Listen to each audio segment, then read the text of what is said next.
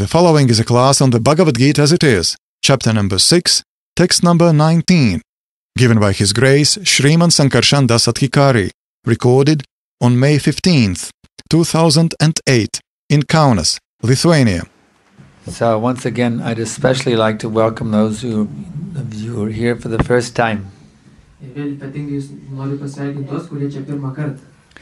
You are our special honored guests. Tonight we have some wonderful information that we are going to study and discuss.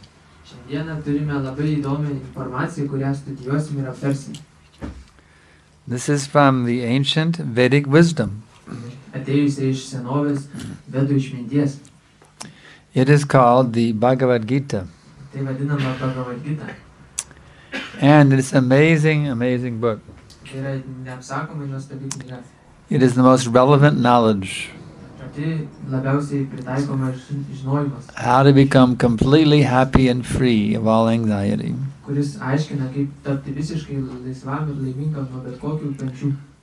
Tonight we will read from chapter number 6, text number 19. Om Namo Bhagavate Vasudevaya.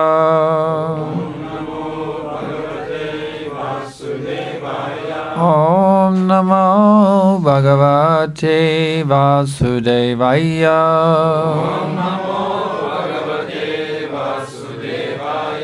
Om Namo Bhagavate Vasudevaya.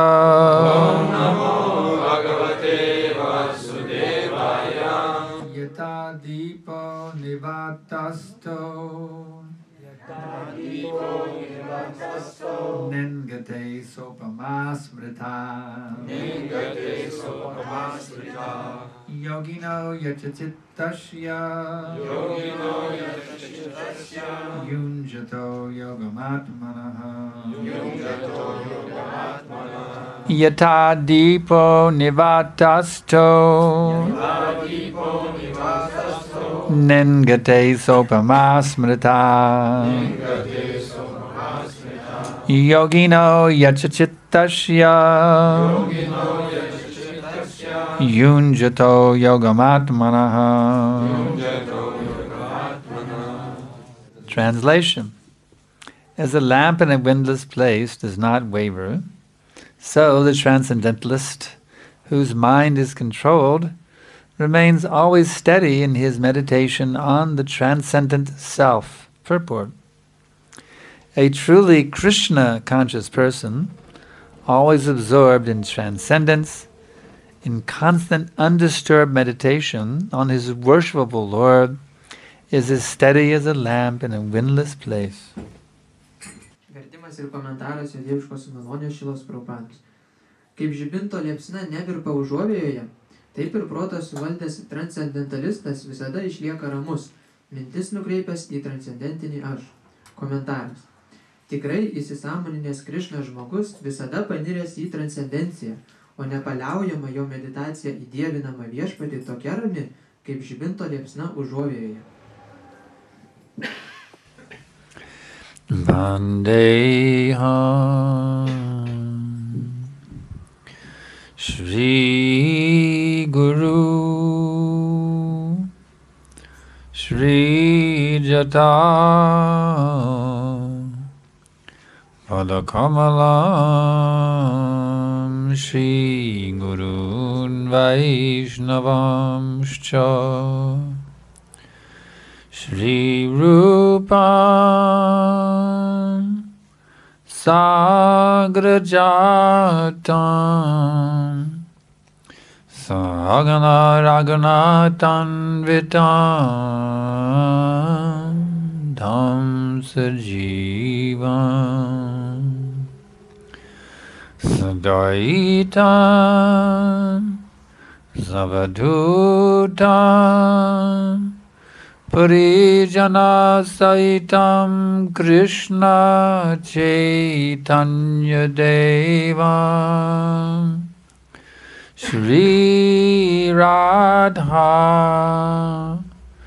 Krishna Padan Sahagana Lalita Shri Vishakanvitamscha.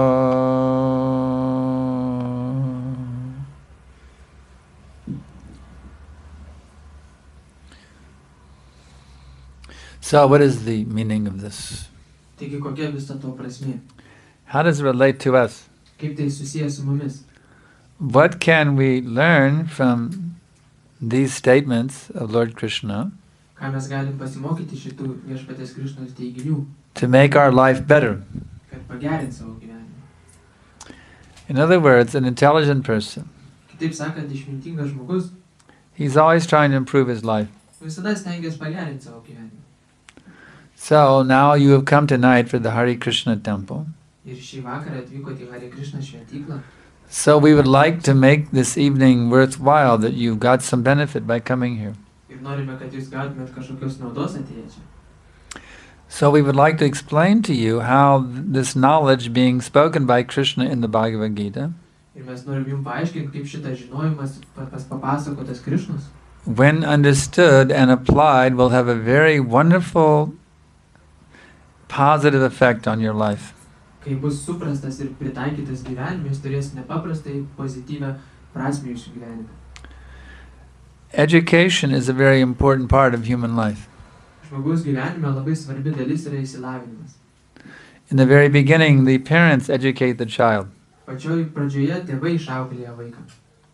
Without education, a child will remain simply an animal. Be išsilavinimo auklėjimo žmogus telieka tiesiog gyvūnu. So the parents educate the child very nicely. Dėl to tėvai auklėja vaikus taip gražiai. And then he is further educated by his teachers in the school. O vėliau jį dar auklėja mokykloje mokytojai. So education is very essential part of human life. Ir išsilavinimas yra esminė žmogaus gyvybės formos dalis. In this Bhagavad Gita, Lord Krishna says that this wisdom of the Bhagavad Gita is the highest form of education. Ir Bhagavad Gita viešpas Krišnas sako, kad šita išmintis, kurią jis pasakoja, yra aukščiausia išsilavinimo rūšis. It is Raja Vidya. Tai yra Raja Vidya. In Sanskrit language, Vidya means education, Sanskrito kalboje Vidya reiškia išsilavinimas, and Raja means the king or the topmost o thing. Raja reiškia karalius arba aukščiausias. So this knowledge is of all the education you can receive in this world. Ir iš visų išsilavinimų, kokius jūs galite gauti iš tam pasaulyje, This is the highest form of education. tai yra aukščiausia rūšis išsilavinimo. So what does this education teach you to do? Ir ką šis išsilavinimas jūs moko? What understanding does it give you? Kokį supratimą duoda? It gives you an understanding of what is the actual nature and purpose of existence. Duoda supratimą, kokia iš tikrųjų yra prasmė ir prigimtis egzistavimo.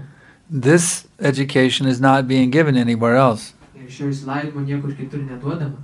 To actually know why you exist. Iš tikrųjų, kad žmogus galėtų suprasti, dėl ko jis egzistuoja. What is the purpose for your being here within the universe? Koks tikslas gyventi šitoje visatoje. And how you can perfectly realize that purpose. Ir kaip tobulai įsisavinti, suprasti šitą tikslą. This is what is being instructed here in the Bhagavad Gita. Apie tai ir papasakoja Bhagavad Gita. So if one can understand this knowledge and put it into practice, you will have a life which is full of joy and happiness. Ir jei žmogus pajėgia suvokti tai ir pritaiko gyvenimą, jis turės gyvenimą pilną džiaugsmą ir laimės. You will become free from frustration. Tapsit išlaisvinsit nuo bet kokio nusivylimo. You will not be confused like the ordinary person is sometimes confused about things. Niekad nebūsit pasimetę, kaip paprasti žmonės dažnai pasimeta. You will understand why everything is happening around you the way it's happening. Suprasite, dėl ko viskas vyksta būtent taip, kaip ir vyksta. Both here in the community, in Kaunas community, as well as the whole world. Ne vien tik tai kaip pas mus visuomenėje bendrijoje, bet ir visam pasaulyje. Even the whole universe. Net ir visoje visatoje. You will understand why everything is happening the way it's happening. Suprasit, kodėl viskas vyksta būtent taip, kaip vyksta. And you will understand what role you are meant to play. Ir suvoksite, kokią rolę jūs turite tame vaidinti. And you will understand exactly how to carry out your roles Ir properly. suvoksite, kaip tiksliai, konkrečiai tą savo rolę atlikti. To do the best possible service to yourself, padaryti pačią geriausią tarnystę savo, to all living beings, kitom gyvom būtybėm and to God. ir Dievui. So there's no knowledge like this anywhere. Ir niekur kitur tokio žinojimo nėra. This knowledge is worth thousands and thousands of euros, actually. Iš tikrųjų vertas tūkstančių ir tūkstančių eurų, But we are not charging any fee. bet mes jokio mokesčio neimam. Because our spiritual master, Srila Prabhupada, who's seated here in his Murti form, Nes mūsų dvasinis mokytojas Šrila Prabhupada, kuris sėdi čia Naivurtėje savo formoje, this is a statue of Srila Prabhupada. tai yra Šrilos Prabhupados statula. But it's not simply a statue. Bet tai ne vien tik tai statula. Our spiritual master, Srila Prabhupada, he's the founder of our movement. He is actually spiritually present in that statue. Mūsų kūrėjas Šrila Prabhupada, jis tikrai čia asmeniškai dabar yra. So we very much feel his presence here with us today in this assembly. Mes jaučiam jo buvimą čia su mumis šitam susirinkime. And we feel grateful that he has agreed to be here with us. Ir jaučiam didelį dėkingumą, kad jis sutiko čia būti. Because he is blessing us with the understanding of what is the actual duty and role that we are meant to play within the universe. Nes jis mums duoda supratimą, paaiškina, kokia mūsų iš tikrųjų yra vaidmuo šitoj visatoje ir kaip jį atlikti. And he is giving us the practical means to actually do that successfully. Ir duoda praktinės priemonės, galimybės, kad iš tikrųjų tai ir padaryti. And this verse is actually the key to understand all of this. Ir šita posmas yra raktas, kaip suprasti visą tai. Krishna is saying, as a lamp in a windowless place does not waver, Krishna sako, kaip užuovėjoje lempa arba žibintas jisai neužgęsta. so the transcendentalist whose mind is controlled remains always steady in his meditation on the transcendent self. Taip ir transcendentalistas, kurio protas sukontroliuotas, jis visada išlieka susikoncentravęs į transcendentinį aš. So there's two kinds of lamps. Yra dviejų rūšių žibintai. There's a steady lamp, which is just, just burning straight. The flame is just completely still. Yra viena rūšis, tai yra tokia pastovi liepsna, kuri nejuda, visą laiką vienoj vietoj, vienoj linijoje dega. That is a flame which burns in an atmosphere where there's not even the slightest trace of wind. No motion of air at all, you see. Ir jinai įmanoma ten, kur nėra visiškai jokio vėjo, jokio judėjimo oro. Like in a closed room, for example. Pavyzdžiui, uždarytame kambaryje. A small closed room. Mažam uždarytam kambaryje. The other kind of lamp is a lamp that's influenced to the motion of air. He's being influenced by the motion of air. O kitos rūšies žibintas yra tas, kurį oras šiek tiek judina. That candle flame, it will be dancing. Ir tas jisai šokinės pastoviai. Dancing candle flame. Liepsna jinai šokinės. So just as there's two types of flames, there's a motionless flame and a dancing flame. Ir taip kaip yra dviejų rūšių liepsnos, nejudanti ir šokinėjanti. There are also two types of mental states that you and I can have. Tokiu būdu pat yra dvi proto būsenos, kurias mes bet kuris iš mūsų galime turėti. We can have a steady mind, Galime turėti pastovų protą or we can have a dancing mind. arba šokantį. We see sometimes dancing minds, Dažnai matome šokančius protus. especially in the neophytes. Ypatingai pas pradedančiuosius neofitus, Their minds dance this way, that way. jų protas šokinėja ir šiandien ir ten. Their minds are not steady. Jų protai nėra pastovus. So that is our position. And a neophyte devotee has an unsteady mind, and a non-devotee also has an unsteady mind. Ir neofitas pradedantis atsidavęs turi nepastovų protą ir neatsidavęs turi nepastovų protą. But one who actually becomes advanced in spiritual realization, Bet tas, kuris iš tikrųjų pažengia dvasinėme supratime, their mind becomes very solid and very steady. It doesn't waver at all. jų protas pasidaro labai tvirtas ir solidus ir daugiau nebešokinėja. And how does one achieve that fixity of mind? Ir kaip žmogus gali pasiekti šitą stabilumą proto? One does so by meditating on the Supreme Self. Taip galim padaryti tik medituojant į aukščiausiąjį aš.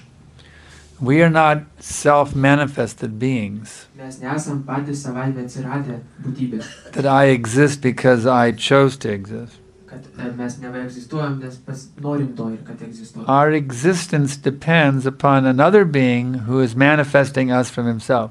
Mūsų buvimas, egzistavimas priklauso nuo kitos būtybės, kuri mus emanuoja. That being is God. Ir ta būtybė yra Dievas. Or as we say in the Sanskrit language, Krishna. Arba Arba sanskrito kalboj sakom Krishna. The same concept, just a different language. Tas pats supratimas, tik kita kalba. So that Supreme Person, Krishna or God, Ir ta aukščiausia asmenybė Krishna arba Dievas, He is manifesting all of us from Himself. jisai emanuoja mus visus iš savęs. And that's why we exist. Ir būtent dėl to mes egzistuojame. Why is He manifesting us from Himself? Kodėl jisai mus skleidžia iš savęs? Because He wants to enjoy loving relationships with us. That's why we exist. Nes jis nori mėgautis meilės santykiais su mumis. Dėl to mes egzistuojame tik tai. So, if we can actually agree to love that Supreme Person, Ir jeigu mes iš tikrųjų galim sutikti mylėti tą Dievo asmenį, then we become completely happy and satisfied naturally. tada mes natūraliai tampam visiškai patenkinti ir laimingi. Just like a fish, where does it belong? Pavyzdžiui, kaip žuvis, kuriai priklauso būti? Does the fish belong on the land? Ar žuviai priklauso būti ant žemės? Or does the fish belong in the water? Ar geriau vandenį? Is it happy if it's on the land? Ar jinai bus ant žemės laiminga? No, it's miserable. Kenties. It's flapping in agony and in fear for losing its life due to suffocation. Jinai ten spruda iš agonijos, iš baimės, kad tuoj numirs iš trūkumo oro. But if you put that fish back in the water, then it becomes so happy swimming around this way, that way. Jeigu jūs ją įleisite vėl į vandenį, tokia laiminga taps, plaukės visur.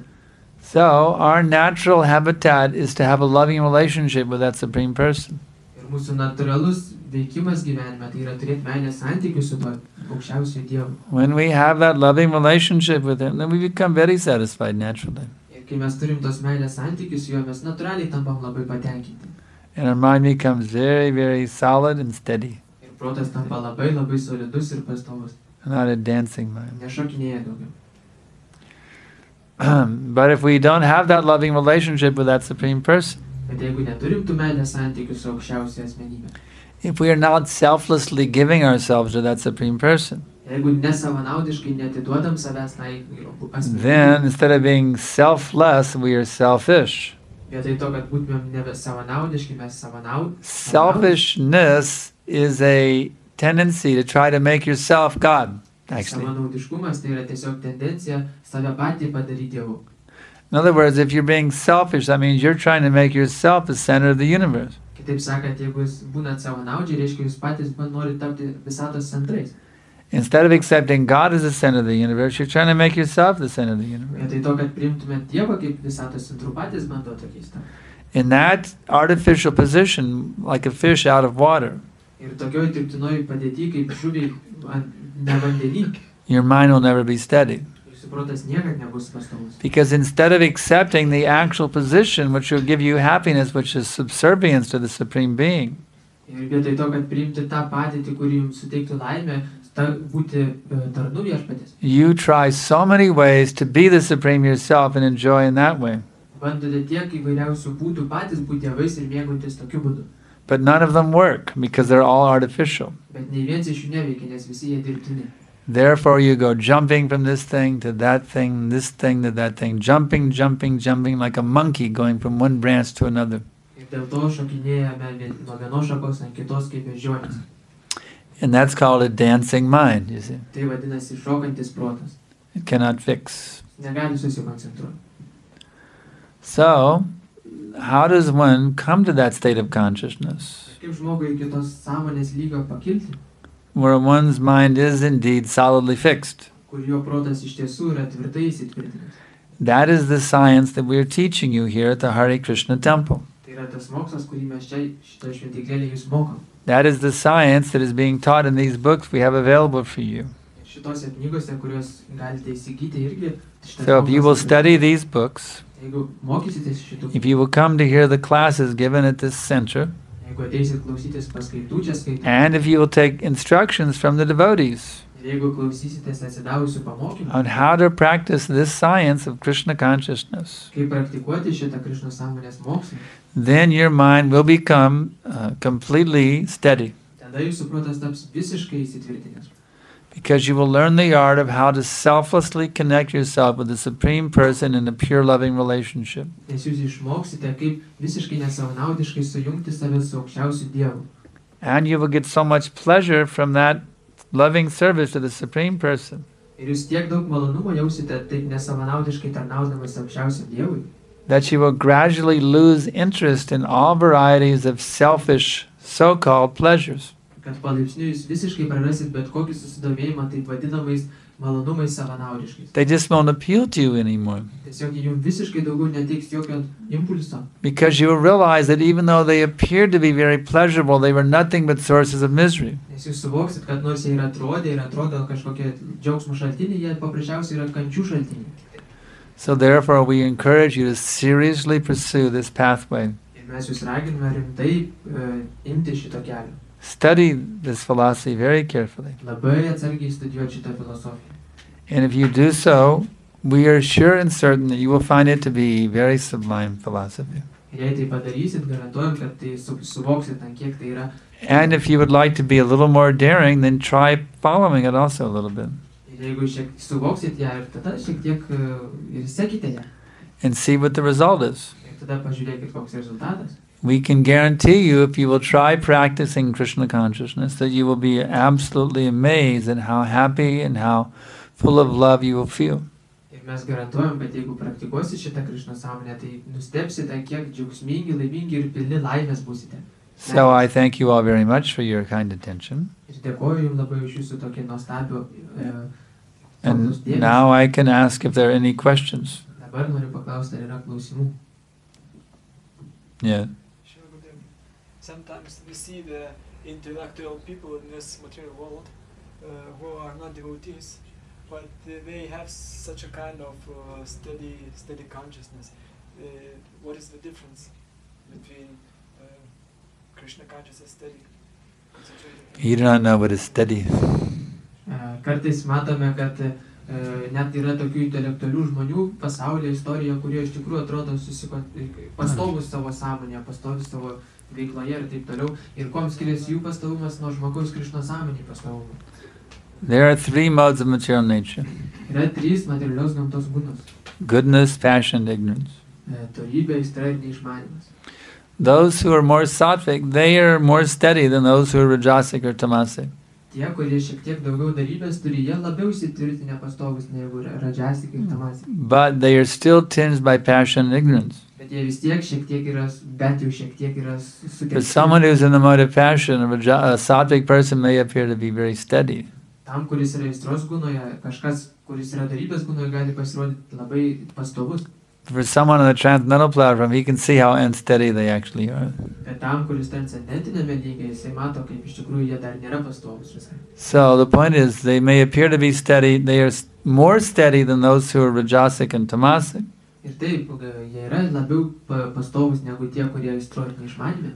But to a certain extent, they are still unsteady. Bet iki tam tikro lygio jie vis dar nėra visiškai pastovus. One cannot become actually fully steady until one becomes fixed in Krishna consciousness. Žmogus negali tol pilnai tapti pastovus, kol jis neįsitvirtina Krishna sąmonėje. That steadiness is described in the stages of bhakti. Ir bhakti lygiuose tas pastovumas aprašytas. First thing you do is you have faith in the process. Pirmas dalykas, ką darom, tai turim Shraddha. į procesą, tai shraddha. Then you associate with devotees, sadhu sangam. Tada bendravimas atsidavusius. Then bhajana kriya, you become a disciple of a bona fide spiritual master. Tada priemamas dvasinis mokytojas. Then in nartana vritti, you get free of all the bad habits. Tada išsilaisvinama nuo visų blogų įpročių. And then the fifth item is you become steady. Ir penktas lygis, kai žmogus tampa pastovus. Nishta. Nishta steady. So it's actually to become really steady is an advanced stage of Krishna consciousness.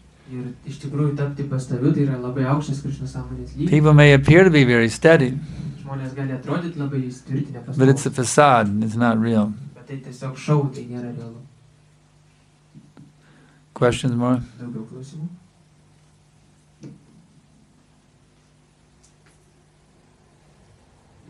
Norėjau paklausti, gal yra kažkoks tai testas, kažkoks tai trumputis toks, kaip atskirti savanaudišką veiklą ir veiklą vardan Dievo. Asmeninė veikloji, ta prasme. Savyje. Ar kaip atskirti tą savanaudišką veiklą ir mažyti gal kokį. Is there any test that one can see whether he is acting for God or not for God? Yes, that test is the spiritual master. Taip, tas testas yra dvasinis mokytojas. If your guru is pleased, then you're properly situated. Jeigu jūsų guru patenkintas, tada jūs tinkamai And if he's displeased, then you're not properly situated. Bet jeigu nepatenkintas, tai tada jau blogai kažkas. He is God's representative. Nes jis Dievo atstovas. So his pleasure or displeasure is an indication of Krishna's pleasure or displeasure. Ir jo malonumas ar nepasitenkinimas, tai yra, kai atstovauja Krishnos malonumą. So when in doubt, you say, Guru Maharaj or Guru Dev, are you pleased with me or are you displeased with me? Ir kai kažkuom abejojat, galit klausti, o mokytojau, ar patenkintas jūs manim ar ne? And then you know whether you're properly situated or not. Ir tada žinosit, ar tinkamai ar neįsitvirtinate.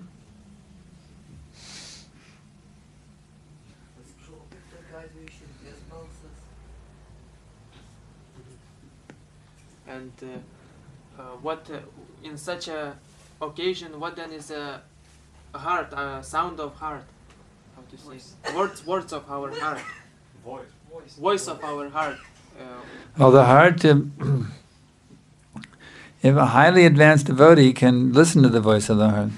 Labai pažengęs atsidavęs, jis gali klausyti širdies balso. But the neophyte or the beginner, he may hear his mind and think that it's his heart. Bet pradedantysis, jisai gali klausyti savo proto, bet galvot, kad klauso širdies. Can't always tell the difference. It's be the mind and the heart. Nes sunku pasakyti skirtumą tarp proto ir širdies. Therefore, a guru is required. Ir dėl to reikalingas guru. Next question. Kitas klausimas.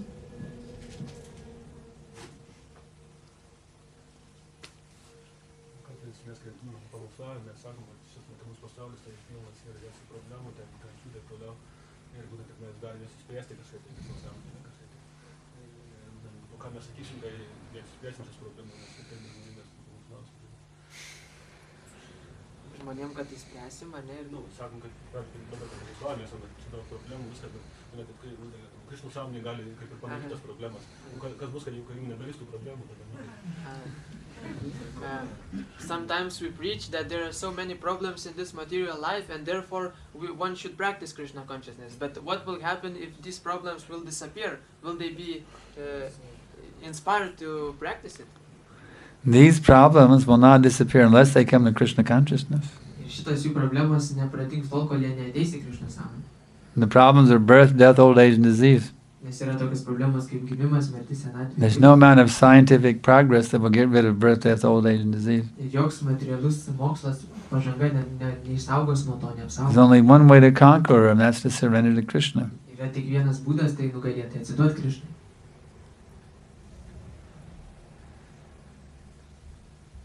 Next question. Kitas klausimas.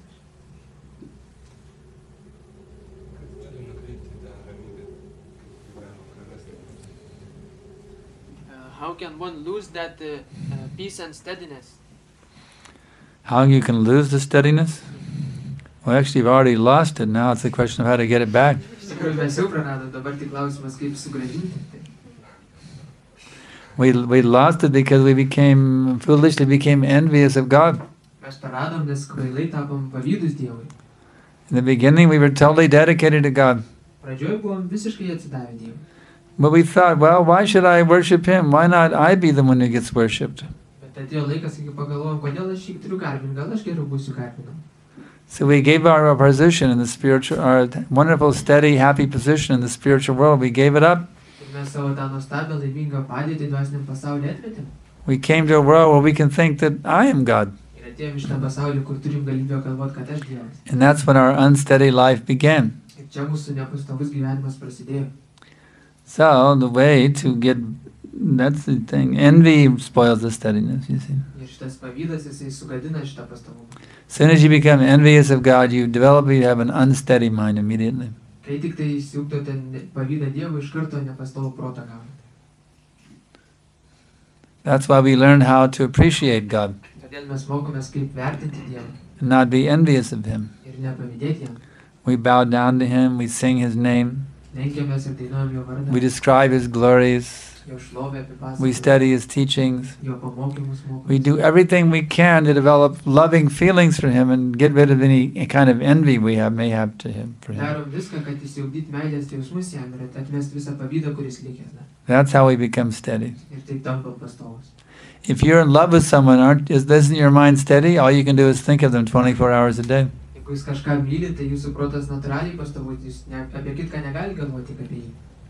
You're not thinking, well, should I go here, should I go there? No, you're just thinking, I want to be with my lover, that's all. Jūs negalvojate, ar turėčiau daryti tą į čia. Jūs galvojate tik su savo mylimuoju nori būti. Mind is very steady, totally fixed on the lover, you see. Protas labai susikoncentravęs į mylėti. So when you become a lover of God, then your mind is totally fixed on God 24 hours a day.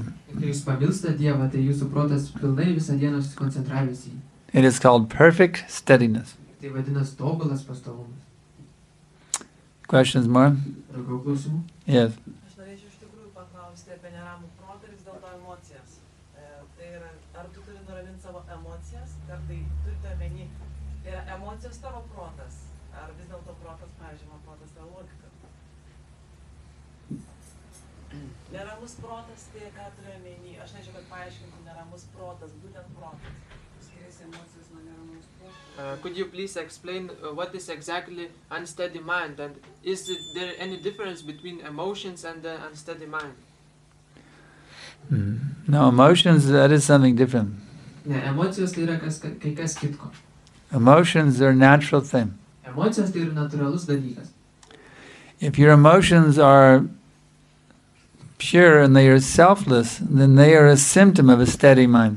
Jeigu jūsų emocijos nesavanaudiškos ir tyros, tai jos yra simptomas pastovaus proto. Just like someone has loving feelings for God.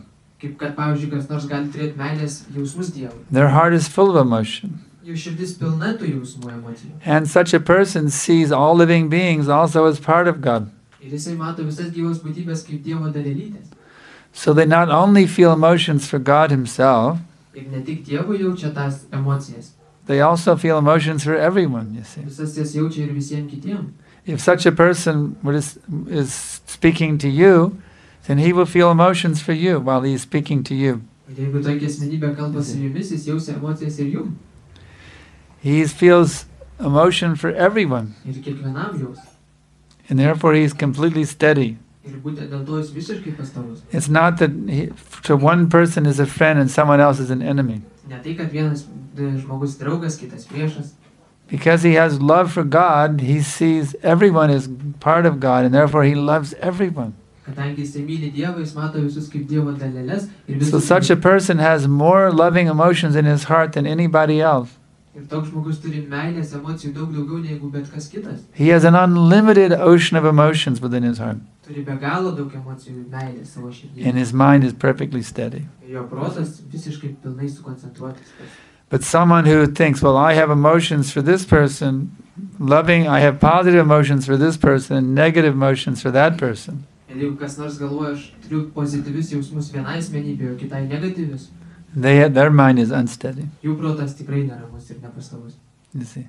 But the steady person, he has positive, loving emotions for God and for all living beings. Bet pastovus asmuo, jisai visom jom būtybėm ir Dievui turi tik pozityvius jausmus. Even when he sees a little ant Net crawling along the sidewalk, he feels emotion for that ant. jeigu ir mažą skrusdelę pamato, jisai jaučia jausmus jai. When he sees the cow grazing in the field, you see, eating the grass, Kai mato besiganančią karvę, valgančią he grūdą, doesn't think, oh, I would like to eat that cow. jis negalvoja, aš norėčiau tą karvę Let suvalgyti. me cut the throat of that cow and put her flesh in my frying pan. Toj nupjausiu aš ją gerklę ir suvalgysiu. The sage's steady mind, he feels love for all creatures. Išminčius su savo pastoviu protu jis visiems jaučia meilę. Therefore, there is no one who has more wonderful emotions than the sage of steady mind. Ir dėl to tas, kuris turi pastovų protą, jisai turi nuostabius jausmus. Other question? Yeah. Gal būtų galima sužinoti jūsų požiūrį į skirtumus esminius krikščionybės ir krišnaizmo?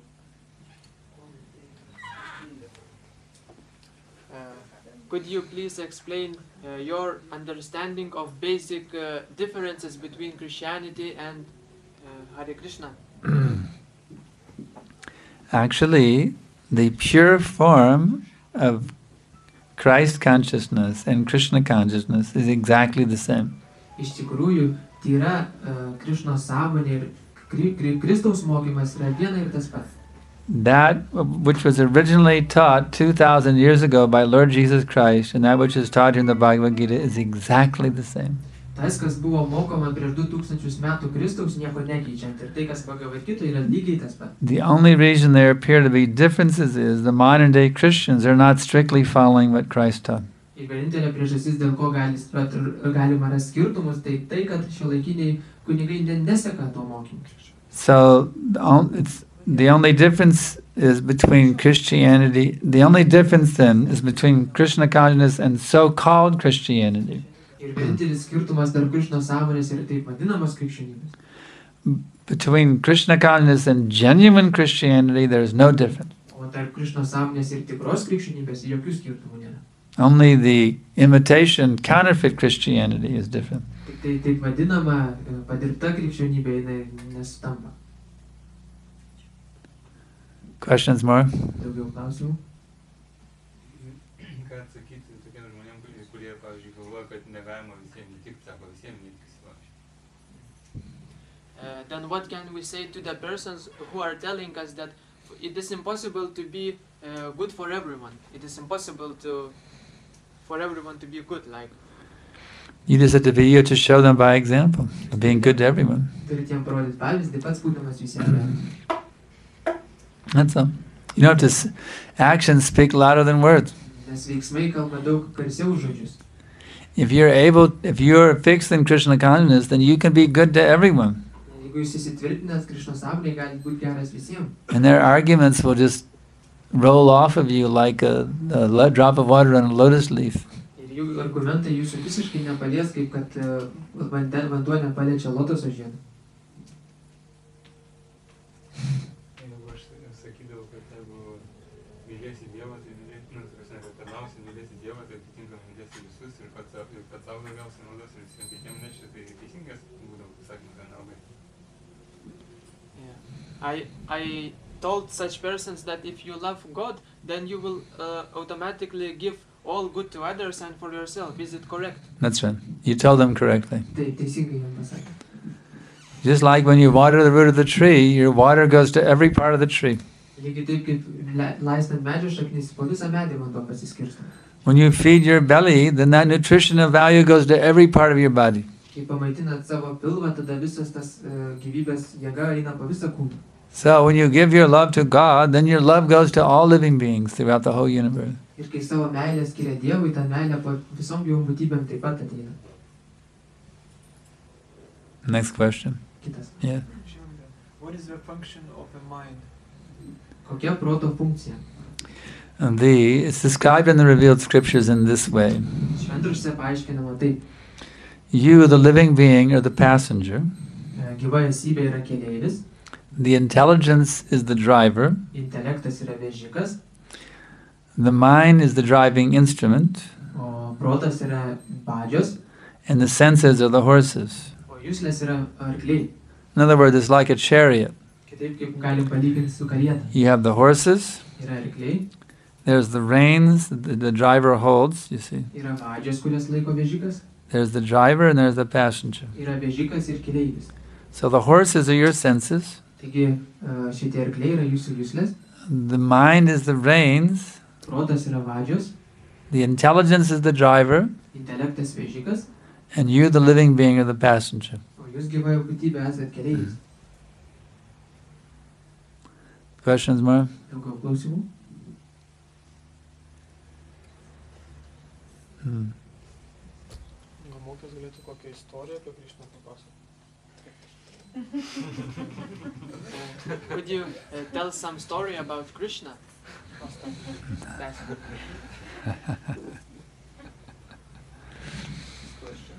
You like to hear about Krishna?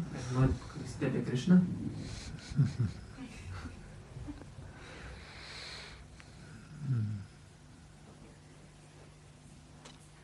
Actually, there's nothing more wonderful than Krishna.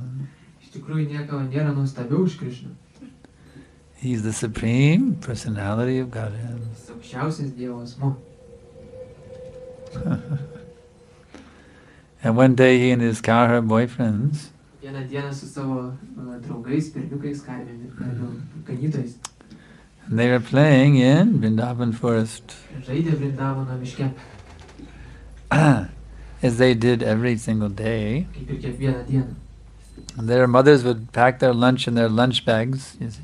Ir jų motinos jiems pridėdavo į maisto į jų pakuotes. And one boy, he would steal another boy's lunch bag. Ir vienas iš berniukų pavogdavo kito krepšelį. And the boy, he would run to get his lunch bag back. Ir kai berniukas bėgdavo pasiimti atgal, And just when he's reaching out to get his lunch bag back, ir kai jis jau vos nepasiekė atgauti ją, that cowherd boy thief who stole his lunch bag, tas vagis berniukas, kuris pavogė, he would throw it to another cowherd boy. jisai meta kitam berniukui.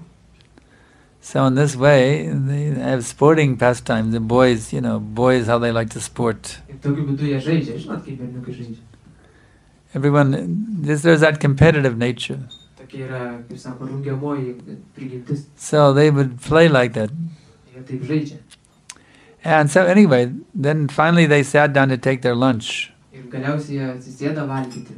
Of course, even though they did not know that Krishna was God, Aišku, jie nežino, kad Krishna Dievas. still they were attracted to Krishna more than anyone else, you Vis see. tiek jie prisitraukia prie Krishnos labiau nei prie As Prabhupada says, I don't know the translation in Lithuanian, Prabhupada sako. Krishna was the cynosure of all eyes. Cynosure. In other words, all eyes focused on Krishna. Krishna buvo visų akių, kaip sako, pakelėtojas. He was the center of attraction. Buvo centras pakelėtojas. Just like when the Beatles were back in the days of Beatlemania, you see, wherever the Beatles went, everybody focused on the Beatles. Kaip pavyzdžiui, Bitlų laikais, visi koncentravosi Bitlus. So, wherever Krishna goes, everybody focuses on Krishna. Taip ir kur Krishna beeitų, visi koncentruojasi į. So they were all sitting around with Krishna taking their lunch Ir visi sėdėjo su Krishna kartu ir valgė. in the forest of Vrindavan. Vrindavanus miške. Now they had many thousands and millions of cows. So actually the boys would take care of the calves, you see. Ir piemenukai jie peršeliais tik. And the fathers would take care of the cows. O tėvai karvėmis. So the calves, they were wandering away for some reason. They wandered off, Ir veršiukai jie dėl kažkokios priežasties nukrypo kažkur toliau. looking for greener pastures. Ieškodami žalesnių, žolės žalesnės. And the boys were in anxiety because they're cowherd boys. They have to take care of the calves, you see. Ir piemenukai sunerimo, nes jiems reikia rūpintis jomis karvėmis. Oh no, the calves are going away. It's spoiling. They don't want. They want to sit there and enjoy their lunch, but they have to take care of the calves at the same time. So there's an anxiety. You see what to do. O ne, veršiukai pabėgo, ir jie tuo pat metu ir turi juos gaudyti ir pietus ir valgyti. We want to enjoy our lunch, but now the calves are all wandering away. What to do? Ir norisi ir pietumis mėgautis, bet pabėgo veršiukai, reikia kažką daryti. Krishna said, "Don't worry. You just enjoy your lunch. I will fetch all the calves." Ir Krishna sako, jūs nesirūpinkit, mėgaukitės pietumis, aš pasirūpinsiu. So actually, what had happened was this: that Lord Brahma had stolen all those calves and hidden them away in a huge cave. O iš tikrųjų, kas įvyko, tai kad viešpats Brahma pavogė tos piemenukus ir paslėpė jos oloj. Why did Lord Brahma do that? Kodėl jis tai padarė? Lord Brahma understood Krishna as the supreme personality of Godhead in the transcendental world. Viešpats Brahma suprato, kad Krishna yra aukščiausias Dievo asmuo dvasiniam He pasaulyje. couldn't believe that supreme person could be manifest as a little cowherd boy in Vrindavan. Ir jis negalėjo suvokti, kaip tas aukščiausias asmuo galėjo priimti tokią formą kaip piemenuko Vrindavane. It was being said by great sages that little boy was actually the supreme personality of Godhead. Ir didieji išminčiai kalbėjo, kad tas berniukas aukščiausias Dievo asmuo. So Lord Brahma said, "No way," and he wanted to prove that he wasn't really God. You see. Ir viešpats Brahma nepatikėjo to, jisai norėjo įrodyti, kad tai nėra. So he didn't know that he was playing with fire when he played with Krishna. Ir jis nežinojo, kad jis žaidžia su ugnim, kai žaidė su Krishna. So anyway, he stole the calves and put them in a cave. Bet kuriuo atveju jis pavogė tos piemenukus ir paslėpė oloj. So Krishna, playing the role of being a cowherd boy himself, Ir Krishna, būdamas piemenuko he oloj, couldn't find the calves. jis negalėjo surasti veršiukų. Of course, Krishna is all-knowing. He's the Supreme Lord. He knows everything. Aišku, Krishna jisai viską žino, jisai žinojo visą tai. But for the sake of rasa or for transcendental drama of Vrindavan Leela, Bet dėl to, kad sukurti transcendentinę dramą Vrindavanui, Krishna couldn't find the calves. Krishna nesugebėjo rasti piemenukų And karvių. it was bewildering. Oh no, the calves are lost. Now he had to go back to the cowherd boys. The calves are lost, you see. Ir jisai sunerimo, veršiukų neranda, reikia grįžti pas piemenukus. And when he got back to where the cowherd boys were taking their lunch, they were also gone. Ir kai jis grįžo, kur jie pietavo, jų irgi nėra jau ten. Brahma had stolen them also. Ir Brahma ir juos pavogė. And now it was a big perplexity. What would Krishna do? Ir buvo didelis, All of his cowherd boyfriends are gone. visi jo berniukai, piemenukai All the dingo, calves are gone. veršiukai dingo, ką jis darys? I mean, just consider that every day, just like here in Kaunas, how many children go to school during the day? You see, so many children go to school. Pavyzdžiui, kaip čia Kaune, tiek daug vaikų eina į Now mokyklą. just imagine if one day, when all the hundreds and thousands of little children went to school here in Kaunas, one evening, not one child went home. Įsivaizduokit, jeigu šimtai ir tūkstančiai vaikų vieną vakarą negrįžta iš And the mokyklų. teachers had to say, we don't know, all the children were kidnapped. Ir mokytojai sako, nežinom, visi If buvo every child in Kaunas was kidnapped and all the parents or the whole city would be, the parents would be committing suicide, it'd be a horrible scene. Ir jei taip atsitiktų, tai tėvai žudytųsi, turbūt That buvo every single child in Kaunas has been kidnapped kad kiekvienas vaikas Kaune buvo and we pagautas. don't know where they are. Ir nėra žinių, kur jie. And if so Krishna, he didn't want the mothers to be in so much anxiety. Ir Krishna nenorėjo, kad motinos taip kentėtų. Not to speak of the cowherd boy mothers, the mother cows also. Ir taip pat motinos karvės. Do you know how much it breaks the heart of a cow when her calf is lost? Ar žinot, kaip karviai skauda širdį, kai jų veršiukai dingsta? It devastates the poor cow, you see. Visiškai sunaikina jo širdį. So Krishna he did not want the mothers and the mother cows to be devastated by the loss of their children. Ir jis nenorėjo, kad nei berniukų, nei veršiukų motinos taip kentėtų. So he had a very good idea. Ir jis sugalvojo tokią. He expanded himself as all the boys and calves. Jisai įskleidė save į visus veršiukus ir berniukus. Exact replica. Lygiai tokius pat. In other words, he looked exactly like each boy and each calf. Atrodė lygiai taip pat, kaip kiekvienas iš jų. He wasn't just the external appearance, but he also adopted totally the psychology of that boy and that calf. Ir ne tik išoriškai, kaip atrodė kaip jie, bet ir jų psichologiją perėmė jų. Just like an expert actor on the stage who can act so perfectly, you can't tell that he's separate from the character he's playing. Lygiai taip kaip labai profesionalus aktorius, net neįmanoma pasakyti, kad jis tai vaidina, atrodo iš tikrųjų. Krishna, after all, is expert in all Vedic arts. Krishna bet kuriuo atveju yra pats labiausiai patyręs visose. So he is also the most expert in the art of acting as well. You see. Taip pat vaidyboje jis tai labai patyręs. There's no better, he is better than any movie star. When he wants to act, he can act better than any movie star. Jis daug geriau gali vaidinti už bet kokią filmų žvaigždę.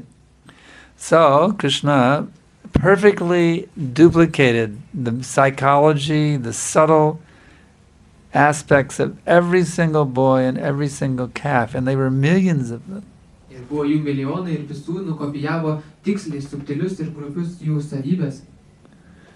So, there was only one difference. So that afternoon, the boys and calves came back from the cowherd, the pasture, just like they normally do every day. Ir tą vakarą jie sugrįžo, kaip kad kiekvieną vakarą grįžta. Every boy went home to the parents' house. Kiekvienas piemenukas pas tėvus grįžo. And every calf went back to his mother to suck her breasts. O kiekvienas veršiukas pas motiną karvę, kad For that čiuptų jos utterly delightful milk. Utterly and utterly delightful milk. tiesiogiai sakant, labai tokį palaimingą pieną. So, there was one difference though. Bet vienas skirtumas buvo. Even though that calf and that boy had all the characteristics of their calf and their son, Nors tos formos berniukų turėjo visas charakteristikas, that calf and that boy, they were now Krishna himself. bet vis skirtumas tas, kad jie visi buvo dabar jau Krishna. So there was an amazing, overwhelming increase of affection that the mothers and the fathers had for their sons and that the mother cows had for the calves. Ir ta meilė, kurią turėjo piemenukam jų tėvai ir veršiukam motinos karvės pakilo neapsakomai. It was really amazing. Buvo tikrai neapsakomai. In fact, one day, and this was going on for a whole year. Visą tai tęsėsi visus metus. One day, the cows and the cowherd men were up on Govardhan Hill. Ir vieną dieną karvės ir piemenys buvo ant Govardanos kalno. And the cowherd boys and the calves, they were down at the foot of Govardhan Hill. O piemenukai ir veršiukai apačioj. Now remember, the boys and the calves, they were actually Krishna himself, you see, playing the role of the boys and calves. Prisiminkim, kad tie piemenukai ir veršiukai yra pats Krishna.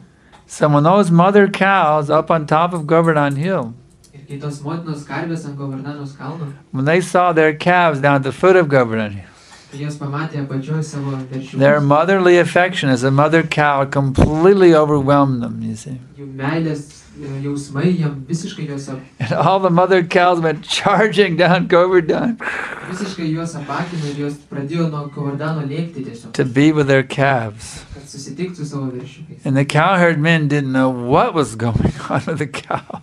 O piemenys nesuvokė, kas čia vyksta su karvėm. They were running, it was quite a scene. The cowherd men were running down the Govardhan to try to catch up with the cows. You Tai know? nuostabus buvo vaizdas, karvės bėga nuo Govardano pas veršiukus. So all these amazing pastimes are going on in Vrindavan for a whole year. Ir visus metus tokie nuostabūs žaidimai vyko Vrindavane. And Balaram, he was watching all of these things going on. Ir Balaramas stebėjo visus šitus dalykus. And Balaram, you see, he can always, but the normal Brijavasis cannot figure out. Balaram, you see, he's Krishna himself, actually, playing the part of elder brother, you see. Ir tų dalykų, kurie paprasti Vrindavanos gyventojai nesuvokia, Balaramą jisai gali suvokti, nes jis pats Balaram figured it out. Balaramą išsiaiškino. He figured the whole thing out. Viską labai lengvai išsiaiškino. So anyway, Lord Brahma's time is different from our time, you see. Viešpaties Brahmos laikas skiriasi nuo mūsų laiko. Brahma's 311 trillion years is 100. Our 311 trillion years is only 100 years of Brahma's time. Mūsų 311 trilijonų metų yra tik tai viena diena Brahmos. So Brahma had this intuition that, well, you know, maybe this is God himself, and maybe I made a big mistake by doing this. Ir Brahmai toks kilo intuicija, kad galbūt iš tikrųjų tai yra aukščiausias Dievas, o gal klaidą padariau.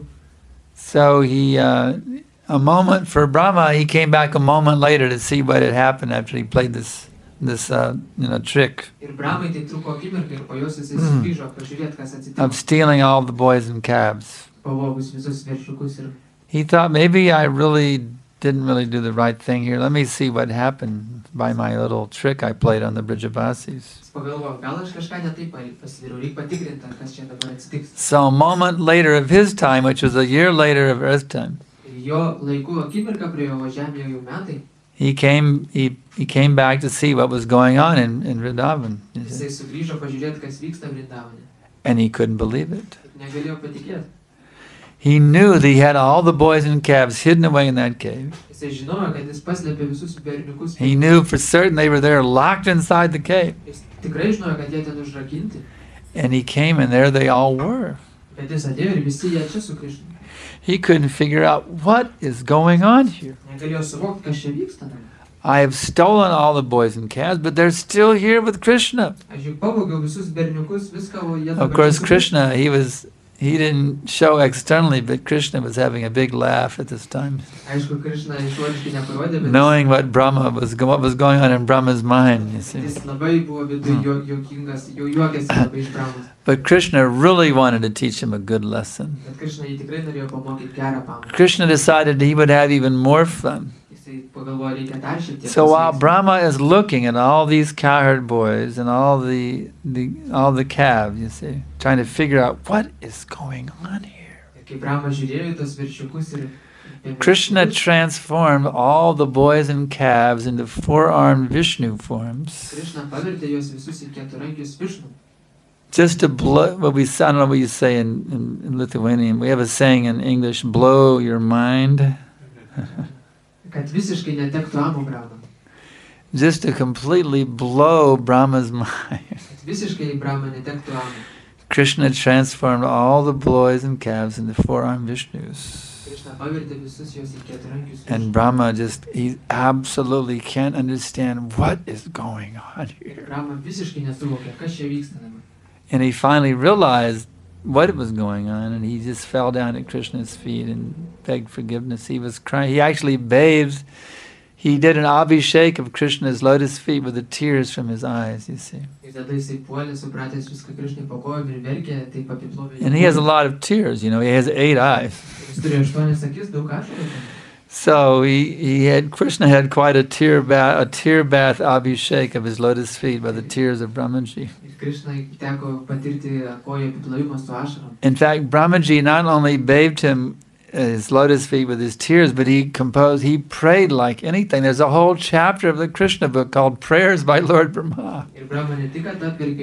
He just prayed and prayed and prayed and prayed and prayed and prayed and prayed and prayed and prayed and prayed and prayed to Krishna. He felt so bad what he had done. That he had doubted that Krishna was the Supreme Personality of Godhead. Thinking him to be an ordinary cowherd boy. So this famous pastime of Krishna is called Brahma Vimohana Lila. And if you will always remember this Brahma Vimohana Lila, then you will never become bewildered by the illusory energy. So now you and everyone here who has heard this story, you must always remember this story. And then you will never become bewildered by the illusory energy ever again. That is the boon that you will receive if you will always remember this story. Any other questions? Yeah. Krishna ir visi piemenukai turėjo ragelius padarytus iš karvių ragų, nors šventrakiai sako, kad kaulas yra nešvarus. Krishna and cowherd boys, they had a horn made of cow horn. But the Vedic scripture says that the cow horn is not pure, it is bone. No. No cow, there's nothing impure. Everything about the cow is pure. Just you have to wait for the cow to die a natural death. You don't kill the cow, that's all. Everything about the cow is pure. Even the stool and urine of the cow is pure. Have you seen in India in the villages how they make their kitchen? Have any of you seen in the Indian villages how they make their kitchens? Yes, they take cow dung and put it all over the floor, and they dry cow dung. The insects do not come. To make their kitchen very clean, they put cow dung.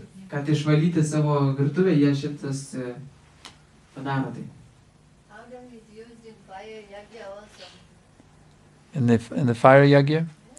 Oh, they use it for cooking also. When you go in India, you'll see everywhere they take the cow patty and they smack it on the wall of the house, you see. And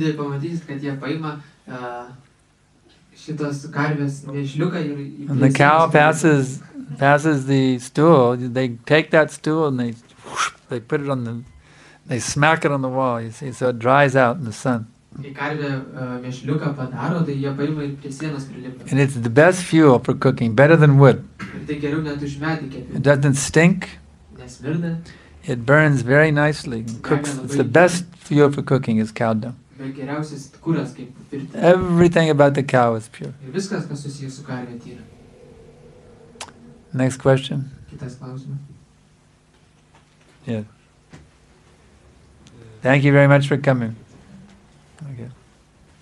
Brahma, tai jisai žinojo, kad viešpats yra aukščiausias viešpats, bet tačiau vis tiek jisai subejojo, kad jeigu Brahma buvo tyras atsidaręs, jeigu jisai yra tyras atsidaręs, jisai subejojo, tai kaip jis tai galėjo tyras atsidaręs. Lord Brahma, he knew that Krishna is the Supreme Lord, but he doubted. So how is it possible he was a pure devotee?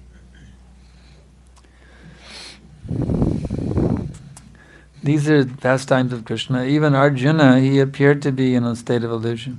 Tai yra Krishnos žaidimai, net Arjuna jisai atrodė, kad yra iliuzija. These are all Krishna's pastimes with these pure devotees too.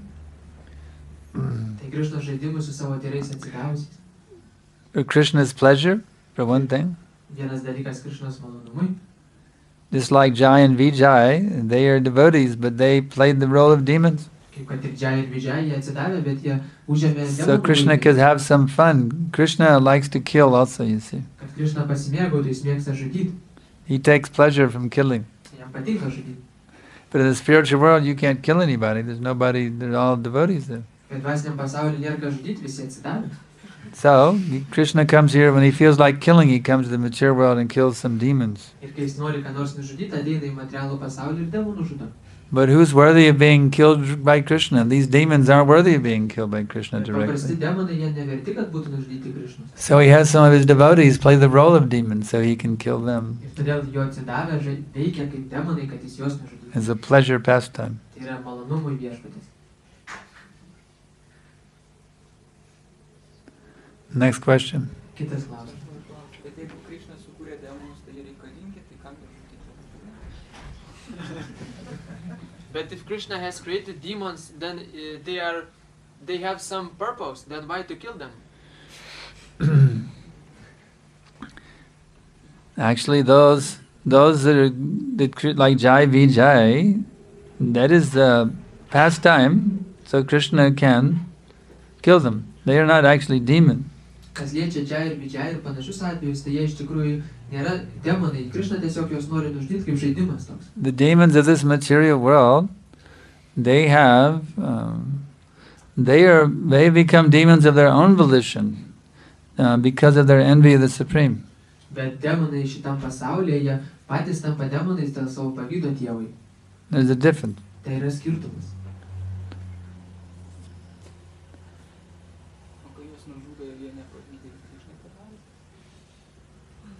And if they are killed, then they become liberated and pure devotees. Yeah.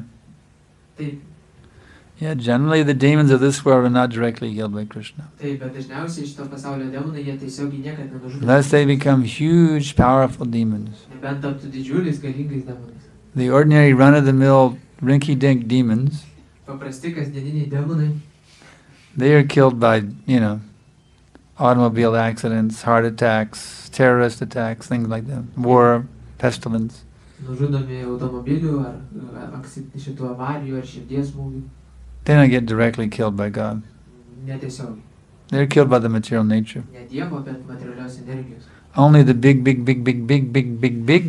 demons, you see, get killed directly by Krishna. Tik labai dideli demonai tiesiogiai Krishnos nužudomi.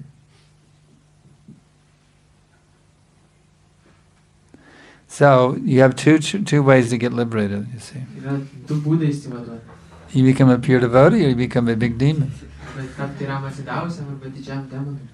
So you're not able to become a big demon who can terrorize the entire universe by your mystic powers. Jei nesugeba tapti didžiu demonu, kuris visą visatą terrorizuotų savo mistiniam galiom, Better just to chant Hare Krishna. geriau kartot Hare Krishna tada. Question? Kitas klausimas.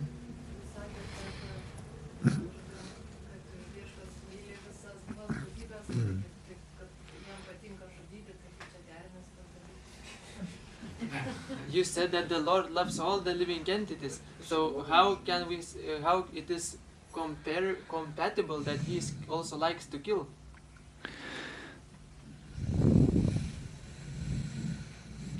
When he kills, that is also his love. Kai jisai žudo, tai taip pat išreiškiama jo meilė. Because whoever he kills, he liberates them. Nes ką jis be nužudytų, jis išvaduoja juos. In this world, no one can do that, you see. Šitam pasaulyje niekas kitas taip negali padaryti. But Krishna, when he kills, that is also his mercy. Bet Krishna, kai jis nužudo, tai taip pat jo malonė. Because they become liberated. Nes jie tampa išsivadavę. Look at Putana. Putaną pažiūrėkim. She came with poison on her breast to kill Krishna. Jie atėjo su nuodai savo krūtinį, kad nužudyt Krishną. Just imagine how wicked is Putana. Įsivaizduokit, kokie niekšingai. An innocent little baby. Kad mažą nekaltą vaikiuką nužudyt. She's coming in the form of a nurse to give her breast milk to Krishna, ir ateina kaip seselė apsirengusi, kad pamaitint Krishną. and she's so wicked she's putting poison on her nipple. Ir savo spenelį pastepusi nuodais. Can you imagine how demoniac that is? Ar įsivaizduojate, ten kiek demoniška? To pose as a nurse and put poison on the nipple, to poison a little baby? Apsimesti, kad seselė šitą prižiūrėtoja, bet iš tikrųjų norėtų žudyti vaiką. And what did she get? Ir ką už tai gavo? She became a mother in the spiritual world. Jinai tapo dvasiniam pasauliu mama. That is Krishna's love, you see. Tai Krishnos meilė.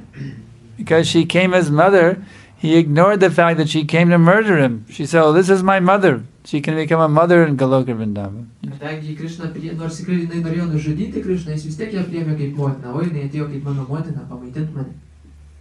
Yeah. O kodėl Krishna užsimerkė, kai pamatė Putaną? Why Krishna closed his eyes when he saw Putana? Oh, that's just, there's different acharyas have different opinions. Yra skirtingos nuomonės, skirtingų acharyų. You can study in the Krishna book. There's a whole list of, well, it could have been for this, it could have been for that, it could have been for this. Krishnos knygoje yra visas sąrašas, gal dėl to, gal dėl to ir taip. One acharya says because he didn't want to kill a mother. Vienas acharya sako, nenorėjo nužudyti motinos.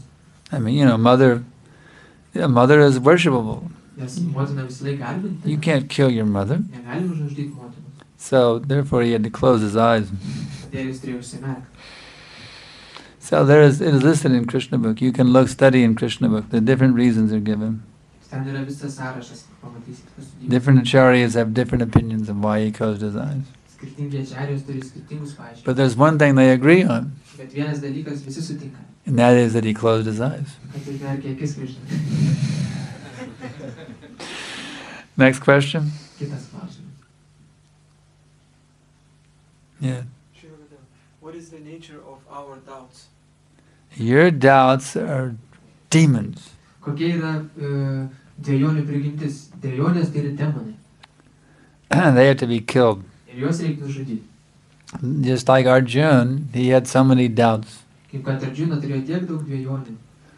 So he addressed Krishna, therefore, Madhusudana. Ir jisai kreipėsi į Krishną Madhusudaną. You are the killer of the Madhu demon. Kad tu esi Madhu demonų žudikas.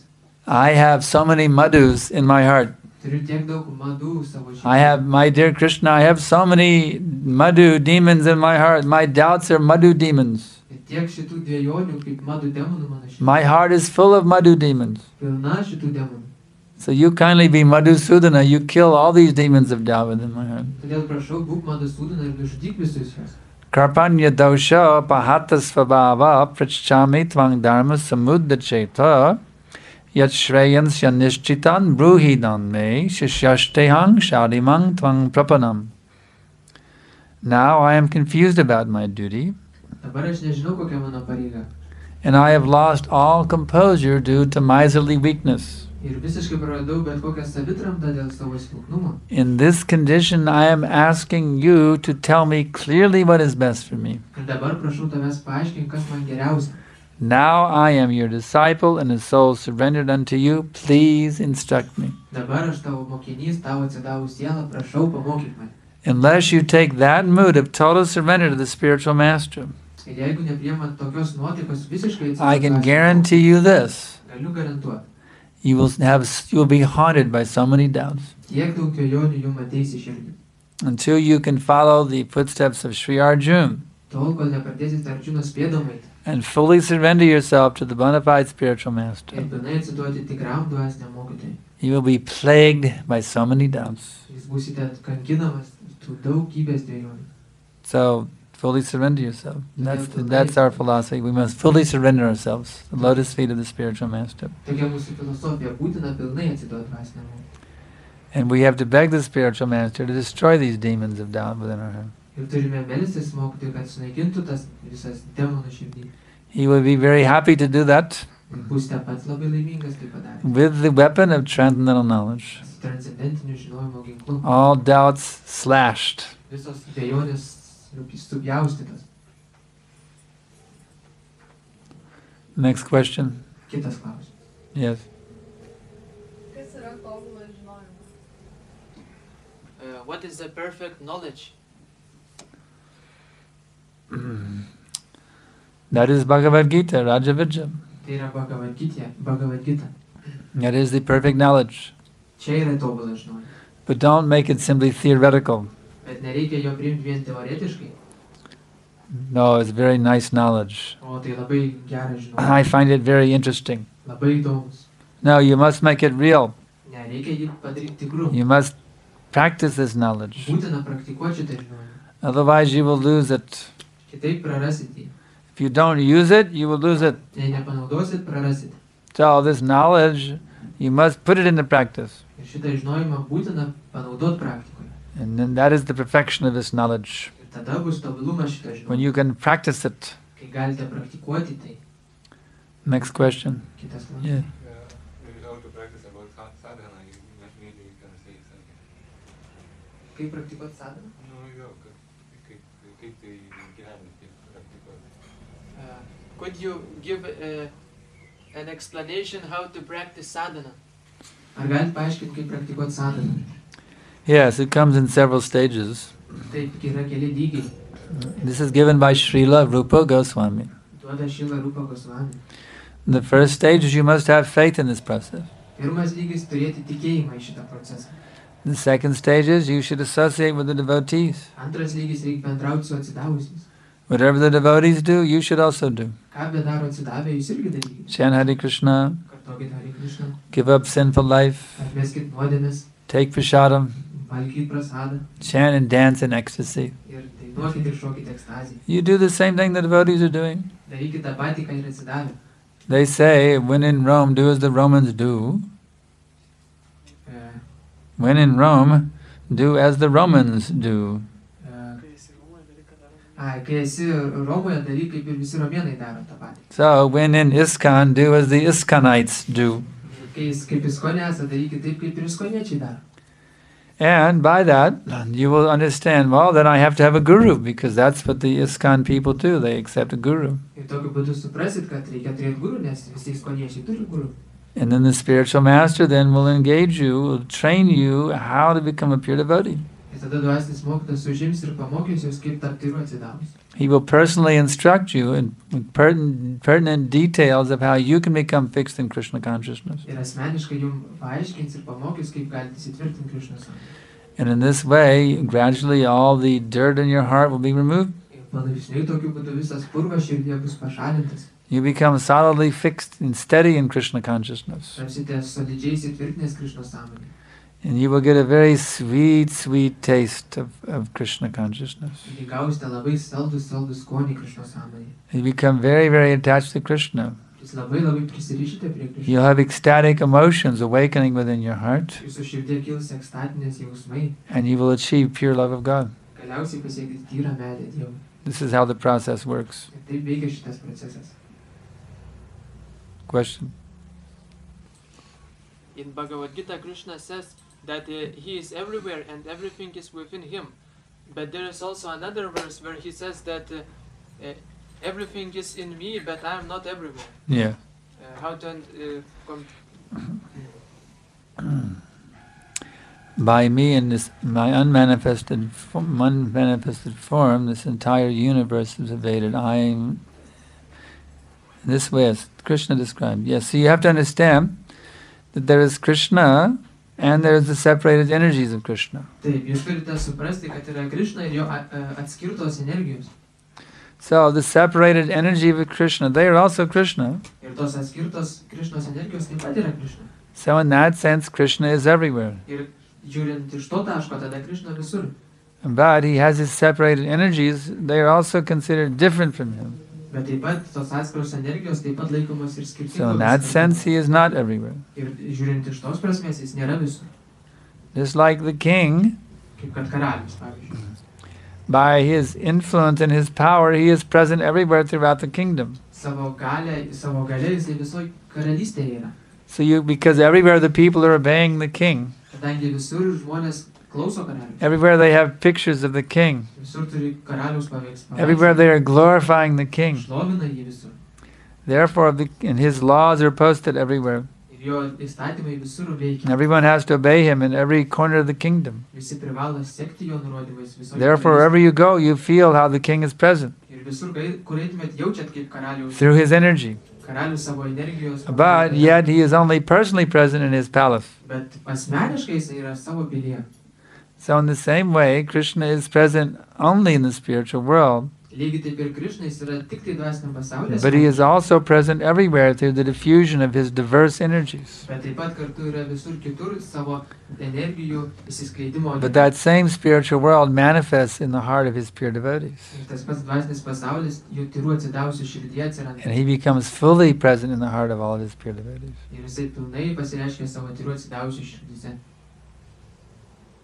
Question? Koks reikalingas minimalus bendravimas su atsidavusiais, kad atlikti sėkmingai sadhaną?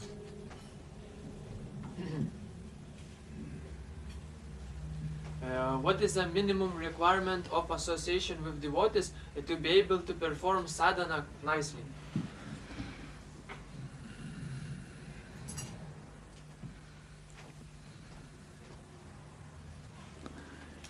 That depends on your situation. The point is, go for it as much as you can. As much as you're able to get the association, you should take it. And Krishna will see your enthusiasm. And he will reciprocate. Some people can't get that much association with devotees because of their living situation. Krishna understands that. And Krishna can cover for that also. So you just have to take as much as you can whenever you have the opportunity, and then as Krishna says, I preserve what they have and I carry what they lack.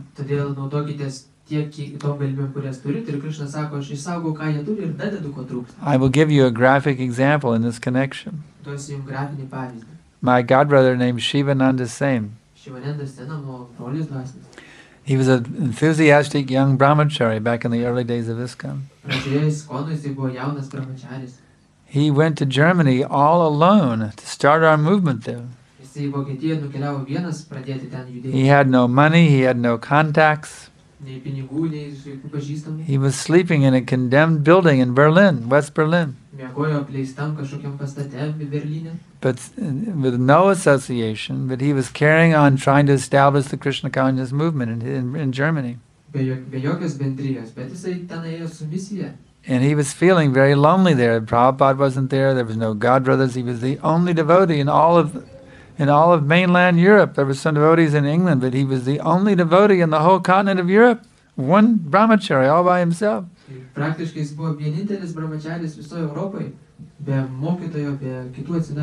So he received a wonderful letter from Prabhupada. Srila Prabhupada said that if he will simply remember my humble teachings, then you will always have my association and the association of your godbrothers also. So all you have to do is remember whatever the spiritual master has told you. And whatever Prabhupada has written in his books. If you will just remember these things, keep the memory alive within you.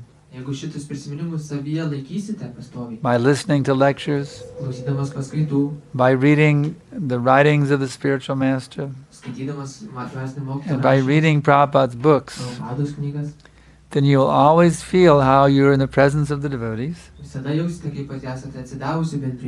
You'll always feel how you're present with the spiritual master. And you will never feel unhappy. You'll always feel completely enlivened, eager for pushing forward this movement in your own town. And with that enthusiasm, you can make devotees out of your friends. And we'll come there and we'll preach in your town. Many devotees will come from Kaunas. We'll all travel together to your town and we'll have wonderful programs in your town. So you should become the pioneer of pushing forward Lord Chaitanya's movement in your community. And the spiritual master will give you special mercy for doing that. Ir už tai dvasinis mokytojas jums duos ypatingą malonę. And Lord Chaitanya will shower his mercy upon you like torrents of rain in the monsoon season. Ir Viešpats Chaitanya šį malonę lies tiesiog liūtimi visą.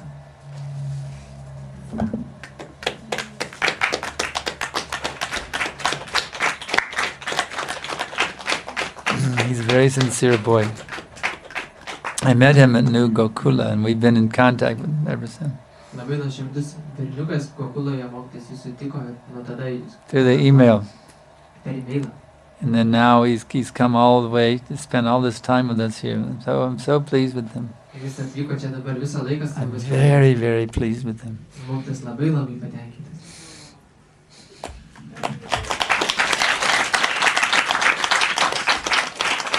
Any other questions? Yeah. Niekad sadhana bhakti, sakė mokytojas, palaipsniui išsivalome iš širdies nešvarumo. Tai lygiai taip pat palaipsniui atsiranda visiškas atsidavimas mokslui ir turi atsirasti iš karto. While performing sadhana bhakti, you said that gradually all the contamination goes away from the heart. So does it mean that the surrender to the spiritual master also comes gradually, or it immediately comes? Well, you shouldn't make it any more gradual than it has to be. Iš tikrųjų nereikia padaryti labiau lėto proceso atsidavimo mokslui, negu jisai. You should surrender as fully as you can immediately. Turite iš karto atiduoti kiek įmanoma daugiau. But that surrender will grow more and more and more Atsidavimas over žinoma time. augs, didės ir didės. At every minute, you should try to give your full surrender as much as you possibly can at every minute. Kiekvieną akimirką jūs turite stengtis pilnai atsiduoti. And you'll be amazed how it just keeps growing and growing and deeper and deeper and deeper and deeper. Ir nustebsit, kaip tai augs, augs ir gilės ir gilės. How it becomes sweeter and sweeter and sweeter. Ir saldžiau ir saldžiau ir saldžiau bus.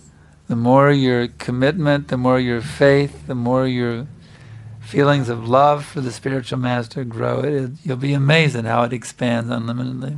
Ir kai kuo daugiau jūsų tikėjimas ir meilė ir visa kita mokytojai augs, jūs nustebsit, And it never stops growing. kad tai net nenustoja augti. It just keeps getting better and better and better for all of eternity. Gerėja, tik gerėja ir gerėja visai amžinybei. So give it everything you've got right now Todėl viską, ką turite dabar, and keep increasing, increasing, increasing it. visą tai turėkite ir vis kelkite ir kelkite ir kelkite. Questions more? Daugiau klausimų.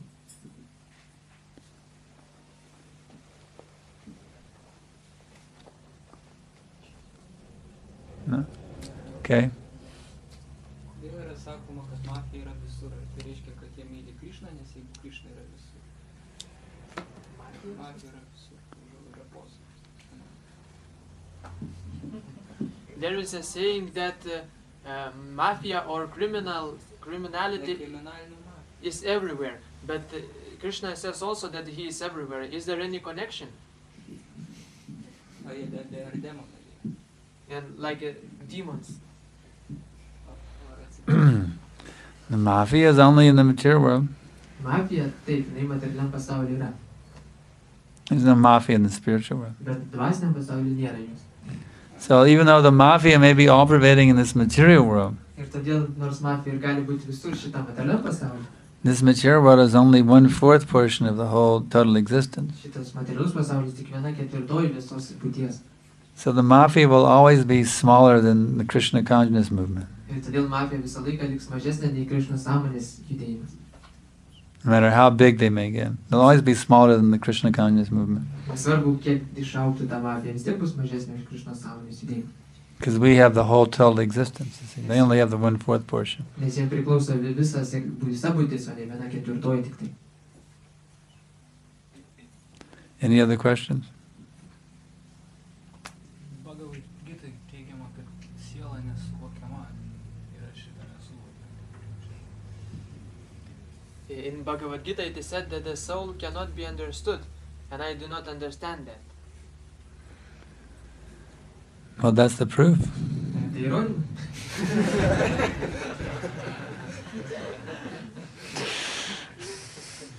But by the mercy of Krishna, the soul can be understood.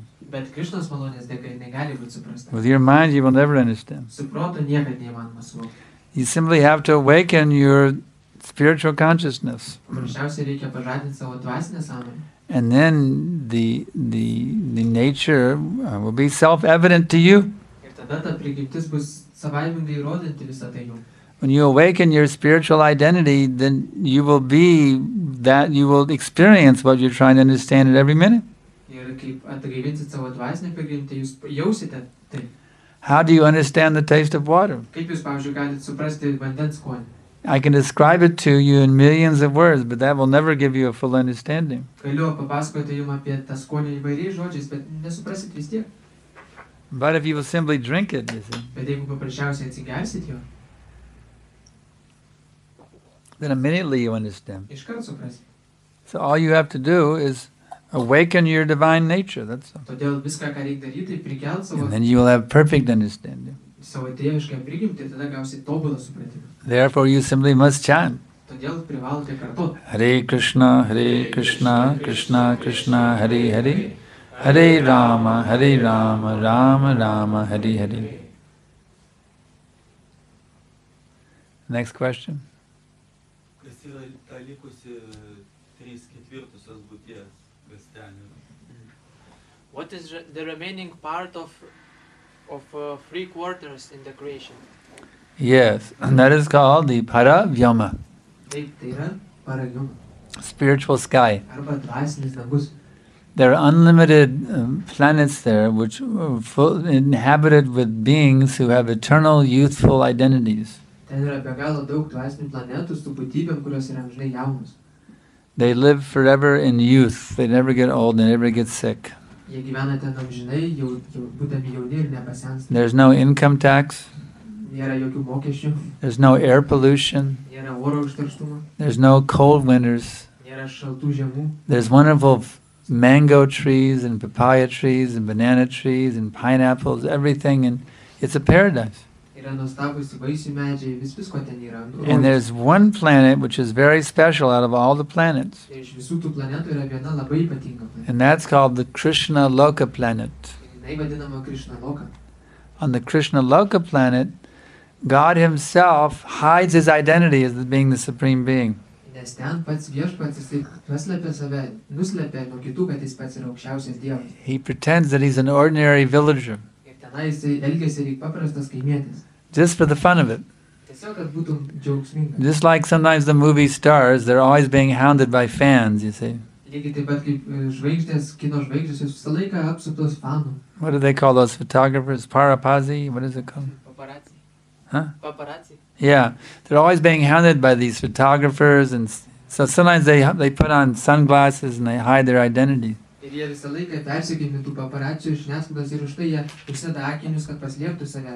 Kepurės, So they can just become an ordinary citizen for a while, not be hounded by fans, you see. kad bent kuriam laikui galėtų tapti paprastais piliečiais, jų nieks nefilmuotų. So Krishna does that sometimes. Ir Krishna taip kartais daro. He hides his identity as being the Supreme Lord. Jisai paslėpia savo kaip aukščiausio dievo And he has a planet on which his identity is totally hidden. ir turi planetą, kurioje šitas jo tikroji prigimtis And on visiškai. that planet, all his most special devotees, he brings them to that planet. Tenai jo visiškai paslėpta ta prigimtis ir visi ypatingi atsidavė. And he ten. puts them under a spell called Yoga Maya, Ir jis jos Yoga Majos tokį duoda iliuziją jiems, so that they forget he's the Supreme Lord. kad jie galėtų pamiršti, kad jis yra aukščiausias. And he has all kinds of amazing pastimes. Ir ten vyksta neapsakomi žaidimai, He's a cowherd boy. kaip piemenuko. But he has his cowherd boyfriends, Ten yra piemenukai draugai, cowherd girlfriends. piemenukas mergaitės. He plays with the cowherd boyfriends in the day and the cowherd girls at night. Dieną žaidžia su piemenukais, o vakare piemenaitėm. In this way, he has a life full of adventure. Tokiu būdu jo gyvenimas pilnas nuotykių. And everyone who is with him have the most thrilling, exciting adventures along with him. Ir kurie su juo kartu, jie turi neapsakomus patyrimus, nuotykius su juo. So in this way, in that 3/4 portion, there's all kinds of amazing things going on at this very minute, right now. Netgi šio pat akimirką, tose 3/4 nuostabūs And through the dalykai. process of Krishna consciousness, we train you how you can enter into that other world. Iš Krišnos sąmonės metodu mes išmokom, kaip galima įeiti į tą How pasaulį. you can develop a spiritual body and live in that eternal existence Kaip galima išsiugdyti dvasinį kūną ir tenai gyventi. without any of the anxieties of material life. Apie jokio materialaus gyvenimo problemų. We're teaching you how to do them. Ir mokom, kaip tai padaryti. If you will follow our process, you will regain your original spiritual form. Jeigu seksite mūsų procesu, šito atgausit savo You see, you tikrąją- once lived in that 3/4 portion. Nes jūs kažkada jau gyvenote tenai. That's your original home. Tai yra jūsų originalūs pirmieji. But you became envious of God and you were forced to come to the 1/4 portion. Bet kai tapote pavydūs Dievui, buvot priversti ateiti šitą 1/4. But Krishna kindly comes to this 1/4 portion and he speaks the Bhagavad Gita Bet Krishna, jisai maloningai ateina šitą 1/4 ir Bhagavad Gita to tell you how to get out of this 1/4 portion kad paaiškintų, kaip įsinešdinti iš čia and go back to the 3/4 ir portion. sugrįžti tą 3/4.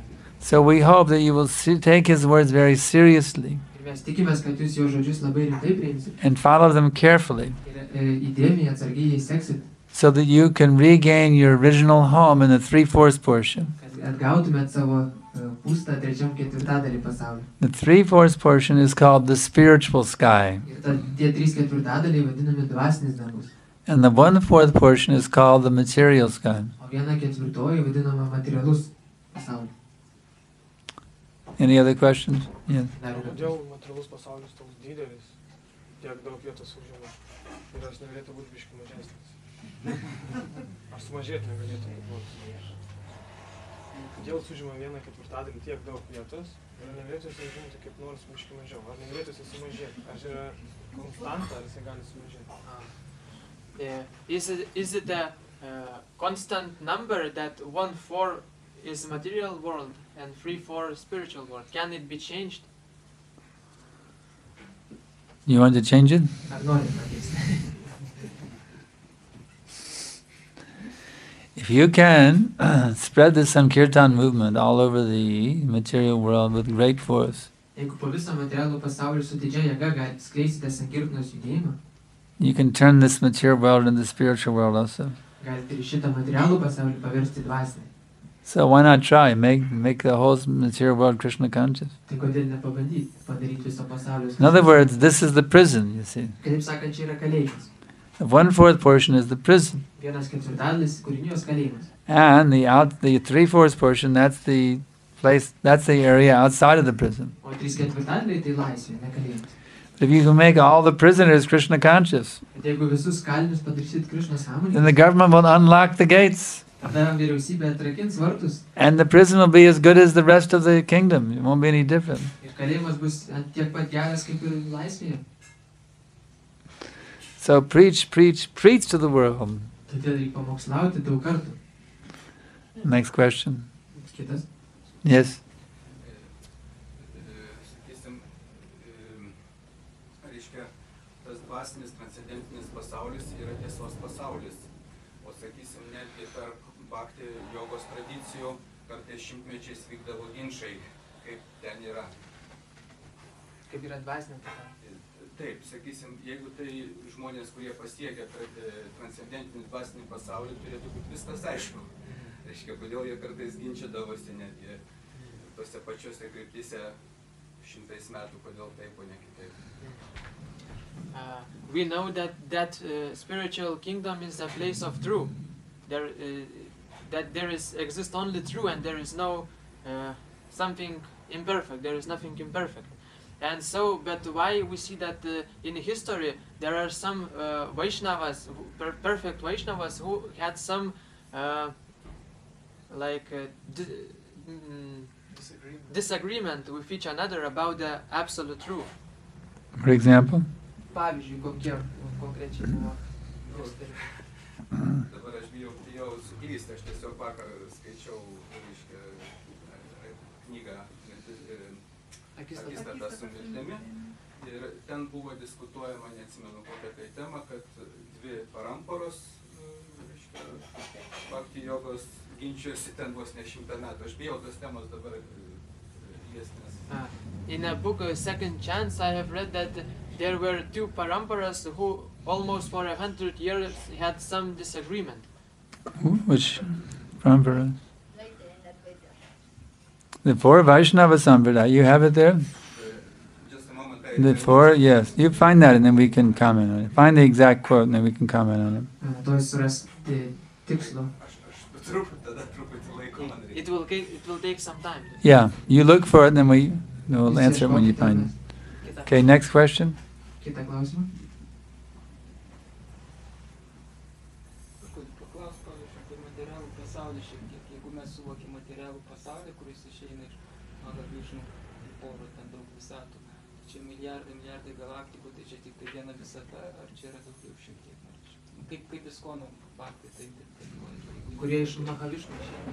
Ta prasme, daug visatų išeina, visą tą mes čia mokslininkai mato, ten 10 milijardų šviesmečius, 10 milijardai galaktikų, čia yra viena visata suvokiama. Nu, mokslo buvo. The modern science sees in this universe many stars and planets.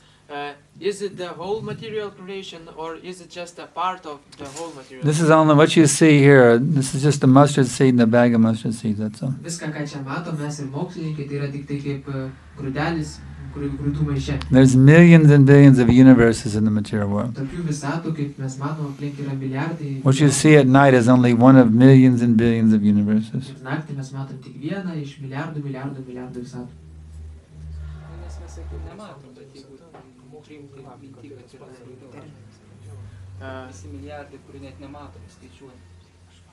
In other words, what is the meaning in Vedic science of galaxy? What are the astronomers? Galaxy is a bunch of stars, isn't it? Galaktika vedų supratime yra tam tikrų žvaigždžių rinkinys.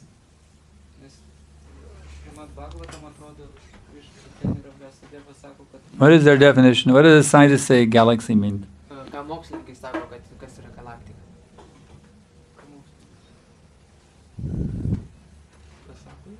Kas jų supratimu galaktika? Žvaigždės, planetos. Yeah, they say the stars, planets. Shri Radha ki jai, Nitai Gaura Chandra ki jai. Nes jeigu Brahma sukūrė saulę, tai ta saulė, tai čia yra centrinė saulė, kuri apsvečia visas galaktikas, centrinė saulė. Ar čia yra mūsų saulė? Kiekviena visata suvokti, kad čia yra tik tai tokia nedidelė. Do you like the stars? Jums patinka žvaigždės? Why don't you go and see the real stars in the spiritual world? These stars here are nothing compared to the stars in the spiritual world. Kodėl tada nukeliauti dvasinį pasaulį ir pamatyti ten tikras žvaigždės? Šitos žvaigždės materialios jos nieko nereiškia. If you like these stars, you'll be absolutely amazed by the stars in the spiritual world. Jeigu jums patinka šitos žvaigždės, nustebsite, nesuprasite, kiek jūs bus įdomios dvasiniam pasauliu. Spiritual world, everything is illuminated. Dvasiniam pasauliu viskas spindi, šviečia. Not dark like this. Ten netamsu kaip šitam pasauliu. You'll be amazed if you go to the spiritual world. Būsit susižavėjęs tenai nukeliavęs. Questions more? Jeigu Krishna sako, kad vienas iš pagrindinių dvasinio tobulėjimo dalykų atsiminti visada ir niekada nepamiršti, tai dabar mes išgirdam, kad dvasiniam pasaulyje vėl jis mum iliuzija atsiūs. Kodėl? Krishna says that the most important thing is to always remember him and never forget him. But now we hear that in the spiritual world we will again come under the illusion, yoga maya. Oh, that's a different... They can never forget Krishna for a minute. They're more Krishna conscious than anyone. Krishna did this, Krishna did that, Krishna said this, Krishna said that. Krishna lifted Govardhan. They're always thinking of Krishna. They are so absorbed in Krishna consciousness.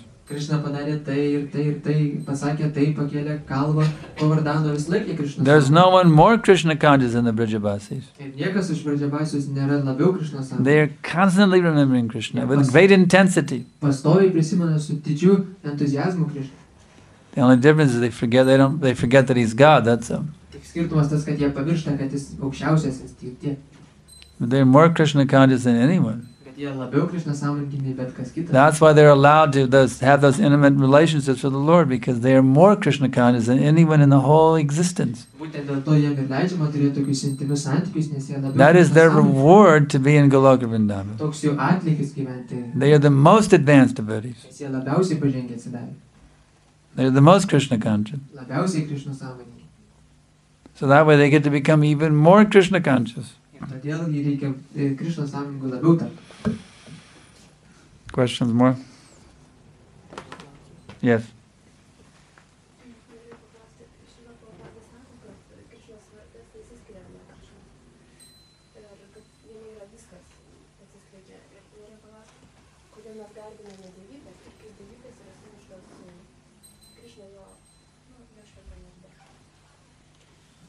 Srila Prabhupada says that the holy name is not different from Krishna and that everything is there in the holy name. Then my question is why we are worshipping the deities and how the deities are connected with the holy name. Because you are not fully absorbed in the holy name. Therefore you need some external things to help you become more purified so you can get more absorbed in the holy name. A person with a strong leg doesn't need a crutch. But a person with a broken leg, they need a crutch to walk. So deity is an aid or a crutch to help us become more absorbed in chanting Hare Krishna. It is a fact. If you're a pure devotee, all you need is the name. That's a fact. But you are not yet a pure devotee. Therefore, you acquire the deity to help you become a pure devotee.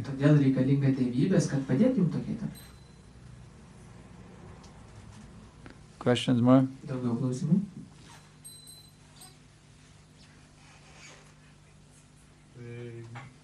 Mes matytumėm gyvybės, kaip mes matytumėm gyvybės, jeigu mes tokiam tyresni ir matyrus. How would we see the deities if we would become a pure devotees? If you see the deities, will you become a pure devotee? No, how would we see the deities if we would become then you will see here is Krishna standing before you. You will not see a statue. If you become pure devotee, you will see that here, this is directly God standing in front of me.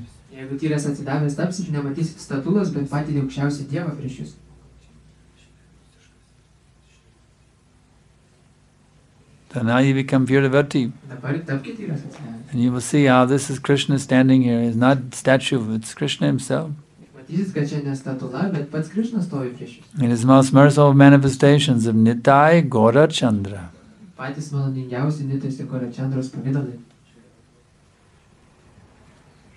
Yes. Norėjau paklausti, kaip Krishna sąmonėje pritaikyti tokį dalyką, kaip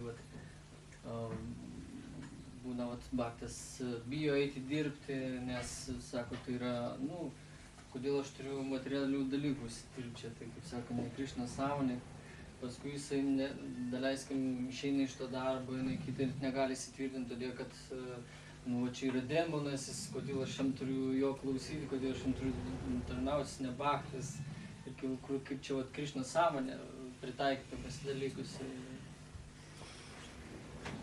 I wanted to ask what to do for a person who, for example, wants to work a job, but he thinks that this job is Maya, or that, for example, his master of the job is a demon and he do not want to work under him. So how to adopt this in Krishna consciousness? Well, if you're too much disturbed by working under a karmi boss, then start your own business. Vienas atvejis, jeigu per daug protas neramus dirbant karmių šeimininkui, galima pradėti savo biznį. You be the boss. Jūs tapkit bosas.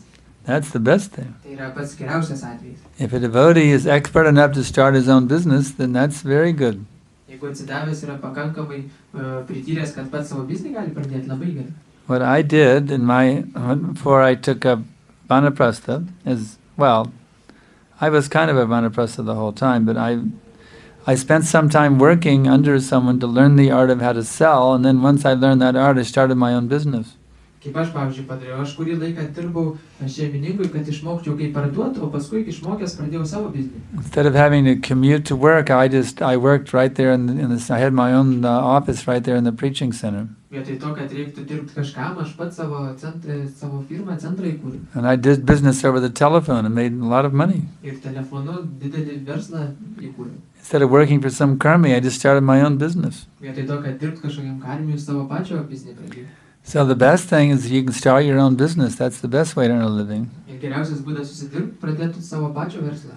Because then when you want to go on vacation, you just go on a vacation. Nes, pavyzdžiui, jeigu norite atostogų, galite iš You can karto set your own hours, set your own vacation time, savo pačio laiką nustatyti atostogas and to set your own pay, whatever you, and set everything. You're in charge of the whole thing. ir atlygį ir viską, jūs viską valdot. So that's the best thing. Just start your own business. Tai pats geriausias dalykas pradėti savo verslą. I could make one phone call and make $1,000 profit. Vienu skambučiu galima $1,000 naudos gauti. So, yeah, starting your own business is the best thing. Ir geriausias dalykas savo verslą pradėti. But if you're not expert to do that, you have to work for somebody else. Jei neturit gabumų, tai padaryti reikia dirbti kažkam. So just chant good rounds in the morning and tolerate the austerity. Todėl gerus ratus reikia kartoti ryte ir toleruoti tas askezę. Because it's not very enlivening to work under some crummy boss for your devotee at the time. Nes atsidavusiam tai tikrai nėra kažkas labai You pagyvinantis. just have to chant really good japa in the morning and read Prabhupada's books. You can be totally absorbed in Krishna consciousness and just tolerate it. Ir reikia kartoti gerą mantrą, pasinerti Prabhupados knygas ir For the sake of getting the money. tam, kad gaut pinigų. Because this movement needs two things to operate. Nes šitam judėjimui reikia dviejų dalykų. We need men Reikia žmonių and we need money. ir pinigų. So a householder, he is meant not only to maintain himself by working, Ir šeimos žmogus jis ne vien save turi išlaikyti dirbdamas, he is meant to maintain the movement also. taip pat išlaikyti ir judėjimą. There, in the Vedic culture, there are 4 classes of men. Vedų kultūra yra 4 klasės žmonių. Brahmachari, Grihastha, Vanaprastha, Sannyas. Brahmachariai, grihastros, vanaprastos ir sannyas. The Brahmachari lives by charity. Brahmacharis gyvena iš aukų The Vanaprastha lives by charity. ir vanaprasta iš aukų. The sannyas lives by charity. Ir sannyasis iš aukų. So who's going to give the charity? O kas duoda aukas?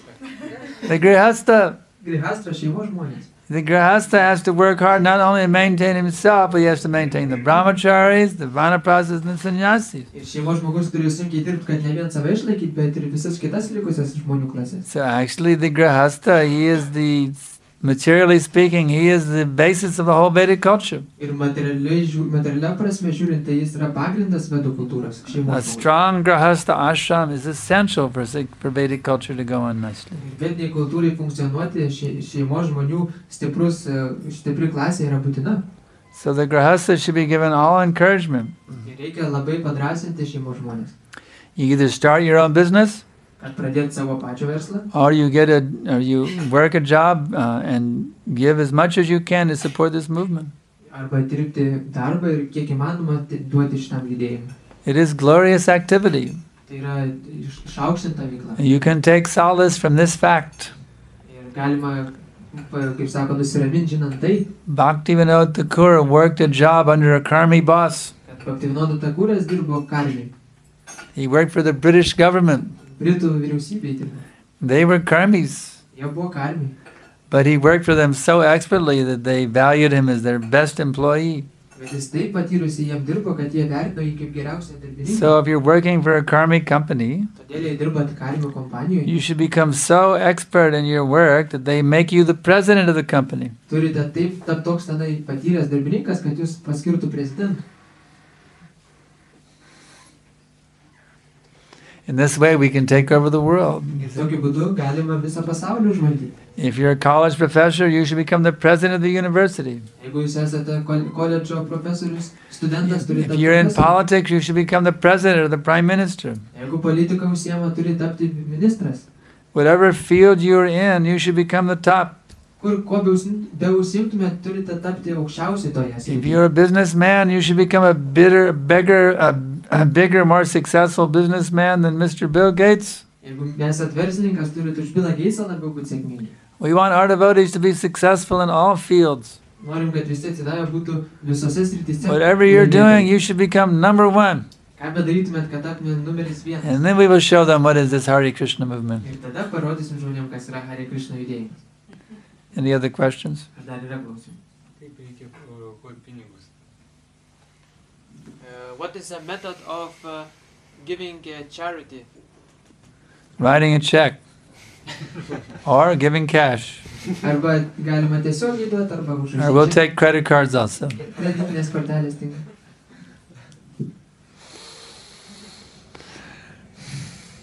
Galima tą numerį telefoną Kaunas žinot, kur galima vieną kartą, kas galima per daug tūkstančių. Any other questions? Ar yra dar klausimų?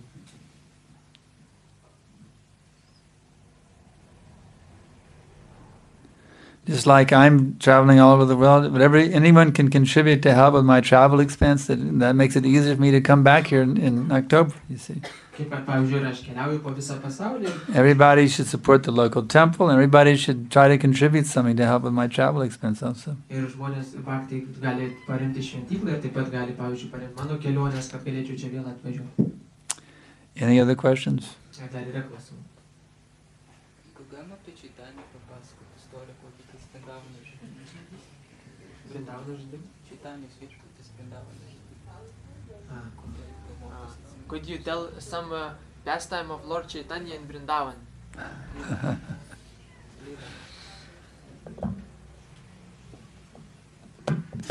Everybody wants specific pastimes. Žmonės bhaktai nori tam tikrų nuotykių, konkrečių.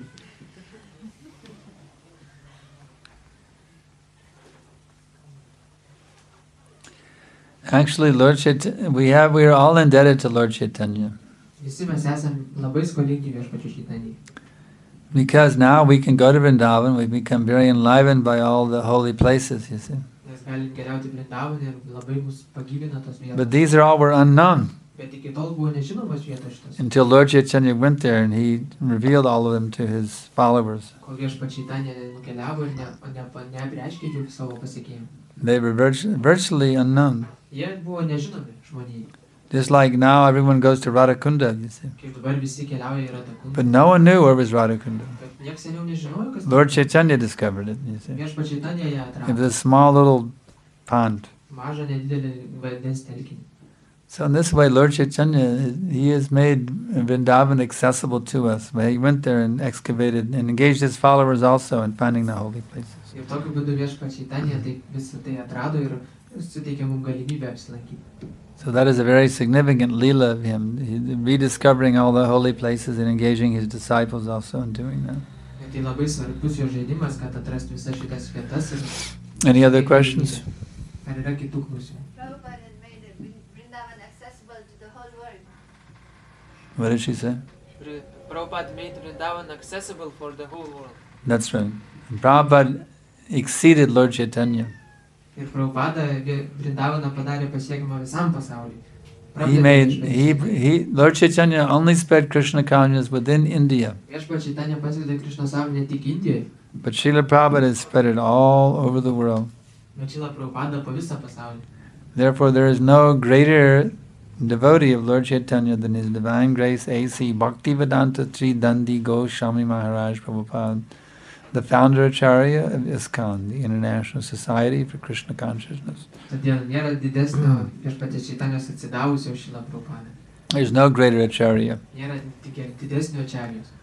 The others are glowworms compared to the brilliant sun of Srila Prabhupada. Kiti tik tai kaip jonvabaliai palyginus su Srilos Prabhupados didžiulė saulė.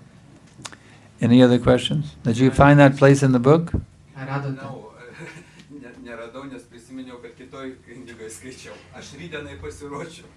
Oh, I actually in another book, so I will be ready for tomorrow. Oh, okay, very good. Yes, there's a question back there, Yadavi.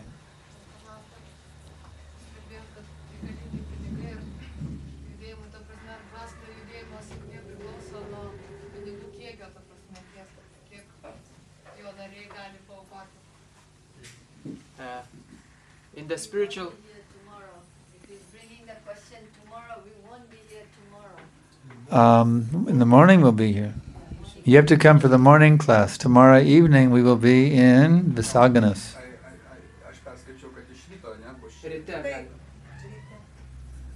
10 minutes, 7, begin at 10 minutes till 8. Yeah. So that's the question here, okay. In the spiritual movement, does the success of the movement depends on the money? In a spiritual movement, does the success depend on the money? Yeah. No. Ne, visiškai nepriklauso. The success simply depends on one thing, and that is bhakti. Nuo vieno dalyko tai priklauso, tai nuo bhakti. But wherever there is bhakti, then all facility comes. Bet kur yra bhakti, visos galimybės ateina. Krishna says that for those who worship ananyas chintayanto mang ye jana paryupasate tesham nityabhayuktanang yogachemam vahamyaham. To those who worship me with exclusive devotion, meditating on my transcendental form, I preserve what they have and I carry what they like. Krishna sako, kad tie, kurie garbina mane su išskirtiniu atsidavimu į mano transcendentinį pavydalą. So wherever there is actual bhakti, then everything will come, all facility. We see Prabhupada's example. Aš išsaugau viską ir duodu, kas trūksta, ir matom Prabhupados pavyzdį. He had no men, he had no money. Jis nei žmonių neturėjo, nei pinigų. But he had pure bhakti. Bet turėjo tyrą bhakti. And then Krishna sent unlimited men and unlimited money to assist him in spreading this movement. Ir Krishna siuntė be galo daug žmonių ir pinigų, kad padėti jam. So these are symptoms of the bhakti. Ir tai yra bhakti simptomai. But from a managerial point, Prabhupada explains, two things are required, men and money. They are required from a material viewpoint. Bet materialių požiūrių tai pinigai ir žmonės reikalingi. You can't say they're not required. Negalim sakyti, kad jų nereikia. Just like we want to print books. Pavyzdžiui, knygas norint išspausdinti. Thousands and millions of books. Tūkstančius knygų spausdinti. We need money to print the books. We need men to distribute the books. Reikia ir pinigų, kad spausdinti, ir žmonių, kurie išplatins. But these, without bhakti, but ultimately everything depends on bhakti. Bet galiausiai viskas priklauso nuo bhakti. Without bhakti, nothing will happen. Be bhakti nieks neįvyks. But along with bhakti, the practical things are also needed to promote the bhakti movement. Bet kartu su bhakti ir praktiniai dalykai reikalingi, kad galėtų. So the householders, they can produce men and money. Ir šeimos žmonės, jie gali ir žmonės, ir pinigus. By sex life, they can produce men. Šeiminių gyvenimų jie gali žmonės. They can have children Vaikų turėti. and raise them as devotees. So the householders can give us men by having sex. Užaugindami vaikus, turėdami lytinius santykius. And raising them children to be devotees. Užaugindami atsidavusiais. And they can give money by working and giving as much as they can of their income to help the movement. Ir gali savo pinigus skirti judėjimui, kad padėti įskleisti. Let him ask. Yeah, go ahead. Europoje labai stiprios tradicijos susijęs su Adi Shankara linija. Ir atvirai šnekant, aš niekad nebuvau susimastęs tarp impersonalios ir personalios dvasinių tradicijų. Gal galėtų mokytojas šiek tiek plačiau paaiškinti tą skirtumą. Could you clearly tell what is the difference between impersonal and personal philosophy? Yes. Impersonal philosophy says that the ultimate truth is impersonal. Taip, impersonalistai sako, kad aukščiausia tiesa yra beasmeninė. That there is God, Kad Dievas nėra. but God has no form. Dievas yra, bet jis neturi formos. He has no personality. Jis nėra asmenybė. He has no activities. Jis nieko nedaro. He has no qualities. Jokių savybių neturi. He is simply the oneness, Jis paprasčiausiai yra vienis. the impersonal oneness. Beasmenis vienis. That nothing exists except for the impersonal oneness. Kad nieks neegzistuoja išskyrus tas beasmenis vienis. Everything is one, Viskas viena, kitaip sakant. and there's nothing except for the one. Ir nieko daugiau nėra kaip tas vienis. The one is impersonal. Vienis beasmenis. You can't see it. Negalim jo matyti. You can't taste it. Nei paragaut. You can't smell it. Nei pauostyt. It is imperceivable, Jis yra nesuvokiamas. but it is there, and it is the one. Bet jis yra. And to realize God, you have to merge into that one. Ir kad patirti Dievą reikia įsilieti tą vienį. You must completely annihilate any sense you have of individuality, Visiškai panaikinti savo kaip asmenybės. and you must completely merge yourself into that one. Ir visiškai panirti tą vienį. This is impersonal philosophy. Tai yra impersonalistinė filosofija. But from many, many angles of vision, it's quite illogical. Bet iš daugybės požiūrio taškų tai nėra logiška filosofija. If the ultimate source of all existence is manifesting from itself so many persons, Jeigu aukščiausias yra visos kūrinijos šaltinis tiek daug asmenų iš savęs išskleidžia, which is a reality. I see there's so many persons in this room, kurie yra tikrai realūs, tiek kaip kad ir šitam kambarį tiek daug asmenų. and you're all manifestations of that original source of existence. Visi yra šitos pirminės šaltinio ir pasireiškimai. So if the original source has emanated so many persons from itself, ir iš savęs jis tiek daug asmenų išleido, therefore the quality of personality must exist in the original source of existence. ir todėl šitoje pirminėje šaltinėje privalo egzistuoti ir savybės aspektas. Ask yourself this: have you ever seen a person who is impersonal? Paprastai sakant, ar kada matėte žmogų, kuris yra beasmenis? Of course, I meet him all the time, Taip, kiekvieną kartą sutinku. especially when I'm flying on the airline. Ypatingai lėktuvus skrenda. But then the other question is, have you ever met an imperson who is personal? Bet kitas klausimas, ar kada teko sutikti ne asmenybę, kuri yra asmenybė? Like a rock, for example. Pavyzdžiui, akmuo. See, a rock is impersonal. Akmuo beasmenis. You ever have a rock ask you how you're feeling today? Ar kada akmuo jūsų paklausė, kaip jūs jaučiatės? In other words, we experience that persons can be impersonal, Taip sakant, mes patiriam, kad asmenys gali turėti beasmenių savybių. but we have no experience that impersons can be personal. Bet neturim tokios patirties, kad beasmeniai dalykai gali turėti asmeninių savybių. So what does that tell us about reality? Ir ką tai pasako mums apie realybę? There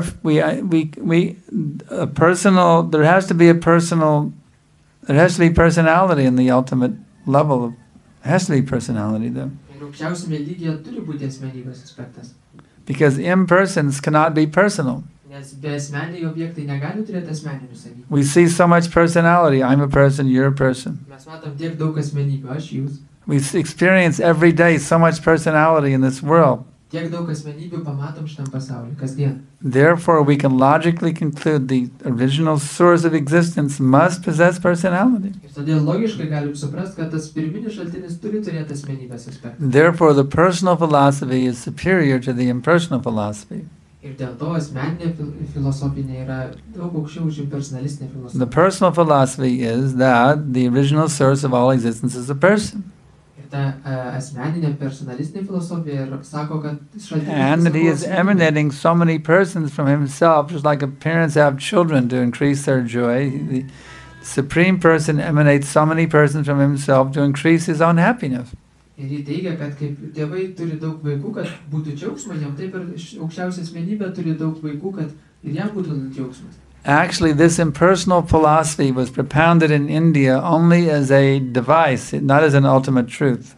Ir iš tikrųjų šitą impersonalistinė filosofija buvo Indijoje išrasta tik kaip priemonė aukščiausiam palaipsninė, bet ne kaip galutinė tiesa. When Krishna was here, personal philosophy was the philosophy on this planet.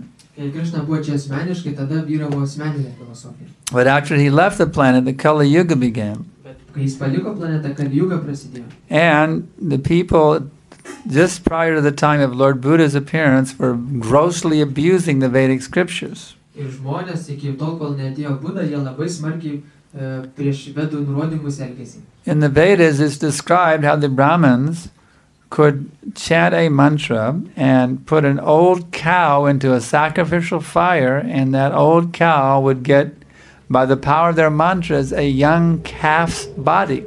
Ir ten yra veduose prieštas aukojimas, kai karvės aukojamos aukuria ir jos gauna jauną kūną iš karto.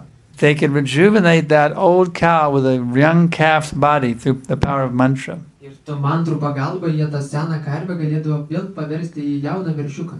They would put the old cow in the sacrificial fire and bring it out with the calf's body. Jie seną karvę į ugnį, aukojimo ugnį įleisdavo ir iš jos išeidavo veršiukas jaunas. So just prior to the advent of Lord Buddha, the people of India were saying, "Oh, look, the Brahmins were killing cows." Ir iki viešpaties Budos ateimo žmonės matė, kad brahmanai žudo karvės. Therefore, we can kill cows and eat the flesh. It's okay. Ir jie galvojo, The Brahmins did it, and so can we. kadangi brahmanai taip daro ir mes galime karvę žudyti ir valgyti. They were grossly twisting the Vedic scriptures. Ir labai grubiai pažeidinėjo vedų šventraščius. So Krishna kindly appeared in the form of Lord Buddha. Ir Krishna maloningai apsireiškė kaip viešpats Buda. And he said, the Vedas are false. Pasakė, vedas blogai moko. Just follow me. Tiesiog sekit mane. There's no God, and the Vedas are false. Nėra Dievo, vedos netikros. But if you commit violence to other living beings, that same violence will come to you. That is the law of karma. Bet jis pasakė, kad pagal karmos dėsnį, jeigu jūs kam nors naudosit prievartą, jie ateis jum atgal. Therefore you must become non-violent. Todėl turite tapti nenaudot prievartos. Because they were using the Vedas to justify calculus. Kadangi jie naudojasi vedom, kad pridengt karvių žudymą. Buddha told them that he denied the Vedas, you see. Ir Buddha paneigė Vedas dėl to. So the Vedic culture was completely destroyed in India. There was no Vedic culture left. Buddhism was the religion. Ir vedų kultūra buvo panaikinta Indijoje, tada įsivyravo budizmas. So Krishna wanted to re-establish Vedic culture, but how to do that? You got all these atheists. Ir Krishna nors ir norėjo įstatyti vėl vedų kultūrą, kaip jis tai galėjo padaryti, kai tiek... So he gave an order to Lord Shiva. Ir jis davė viešpačiui Šivui nurodymą. He told Lord Shiva that you should appear in the guise of a brahmana. Ir jis pasakė, kad atsiraskit kaip brahmanas. And you should teach impersonal philosophy. Ir mokykit beasmenę filosofiją. Using the Vedanta Sutra as your basis. Pagal Vedantos sutrą. Through expert grammatical word jugglery, you should take the statements of the Vedanta Sutra and twist them in such a way to preach an impersonal understanding of God. Ir naudodamas žodžių žaismą iš Vedantos sutros, jūs panaudosite tai, kad pamokslaut beasmenę filosofiją. In Buddhism, the philosophy is everything is zero. Budizmo filosofija viskas nulis. Impersonal philosophy is everything is one. Impersonalistinė viskas vienis. There's not much difference between impersonalism and Buddhism. Nėra didelio skirtumo tarp impersonalizmo ir budizmo.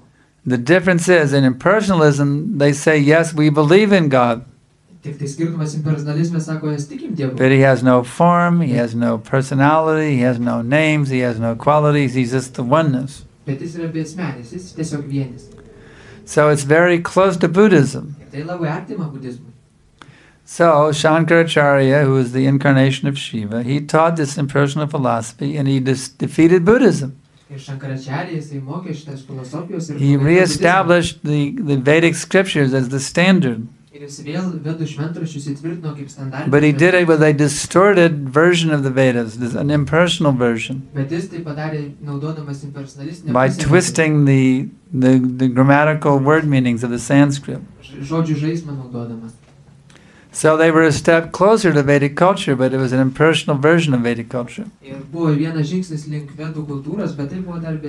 So then Krishna sent other great Vaishnavacharyas, Ramanujacharya, Vishnu Swami, Madhvacharya. He sent great Vaishnavacharyas to gradually reintroduce the principle of a personal God. And that philosophy came to its full culmination with the advent of Sri Chaitanya Mahaprabhu.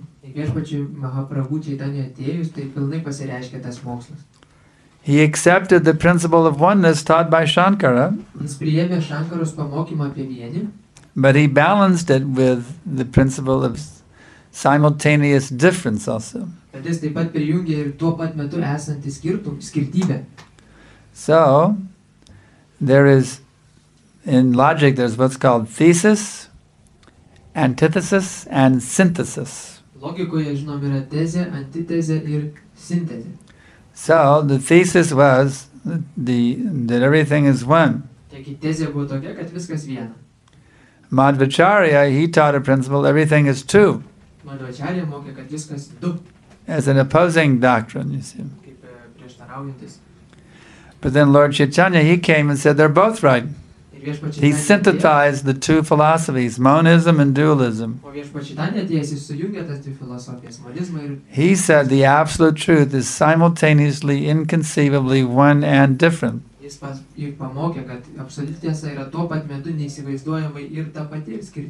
Sanskrit, this is called Achincha Beta Beta Tattva. So that is the perfection of philosophy. The impersonalists say everything is one.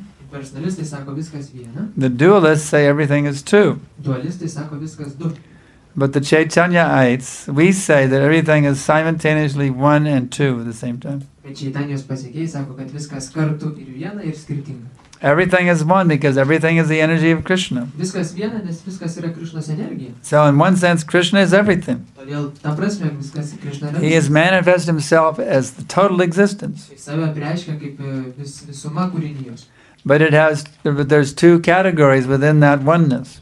Tai yra dvi kategorijos toj vienybėje. There's the emanator Krishna who is emanating all this energy. Ten yra tas, kuris visas tas energijas išskleidžia. And there's the emanated Krishna. Ir yra tas, kas išskleista iš Krishna. That energy which is coming from him. Ta energija, kuri kyla iš jo. So we, the living beings, we are the emanated Krishna. Ir mes esam tie išskleisti Krishna. And the Supreme Personality of Godhead who plays the flute, he is the emanator Krishna. Aukščiausias asmuo su fleita rankose, jis yra tas, kuris išskleidžia iš savęs viską. So in this way we accept the principles of simultaneous oneness and difference. Ir tokiu būdu mes priimam vienu metu ir skirtybę, ir tapatybę. We don't deny the conclusions of Shankara, Mes nepaneigiam Shankaracharijos who taught the impersonal philosophy, personalistinės filosofijos mokymo. but we go beyond them. Bet mes pakylam dar ir prieš juos. They say they say one and the same, we say one and different. Jie sako vienas ir tas pats, o mes sakom vienas ir kartu skirtingas.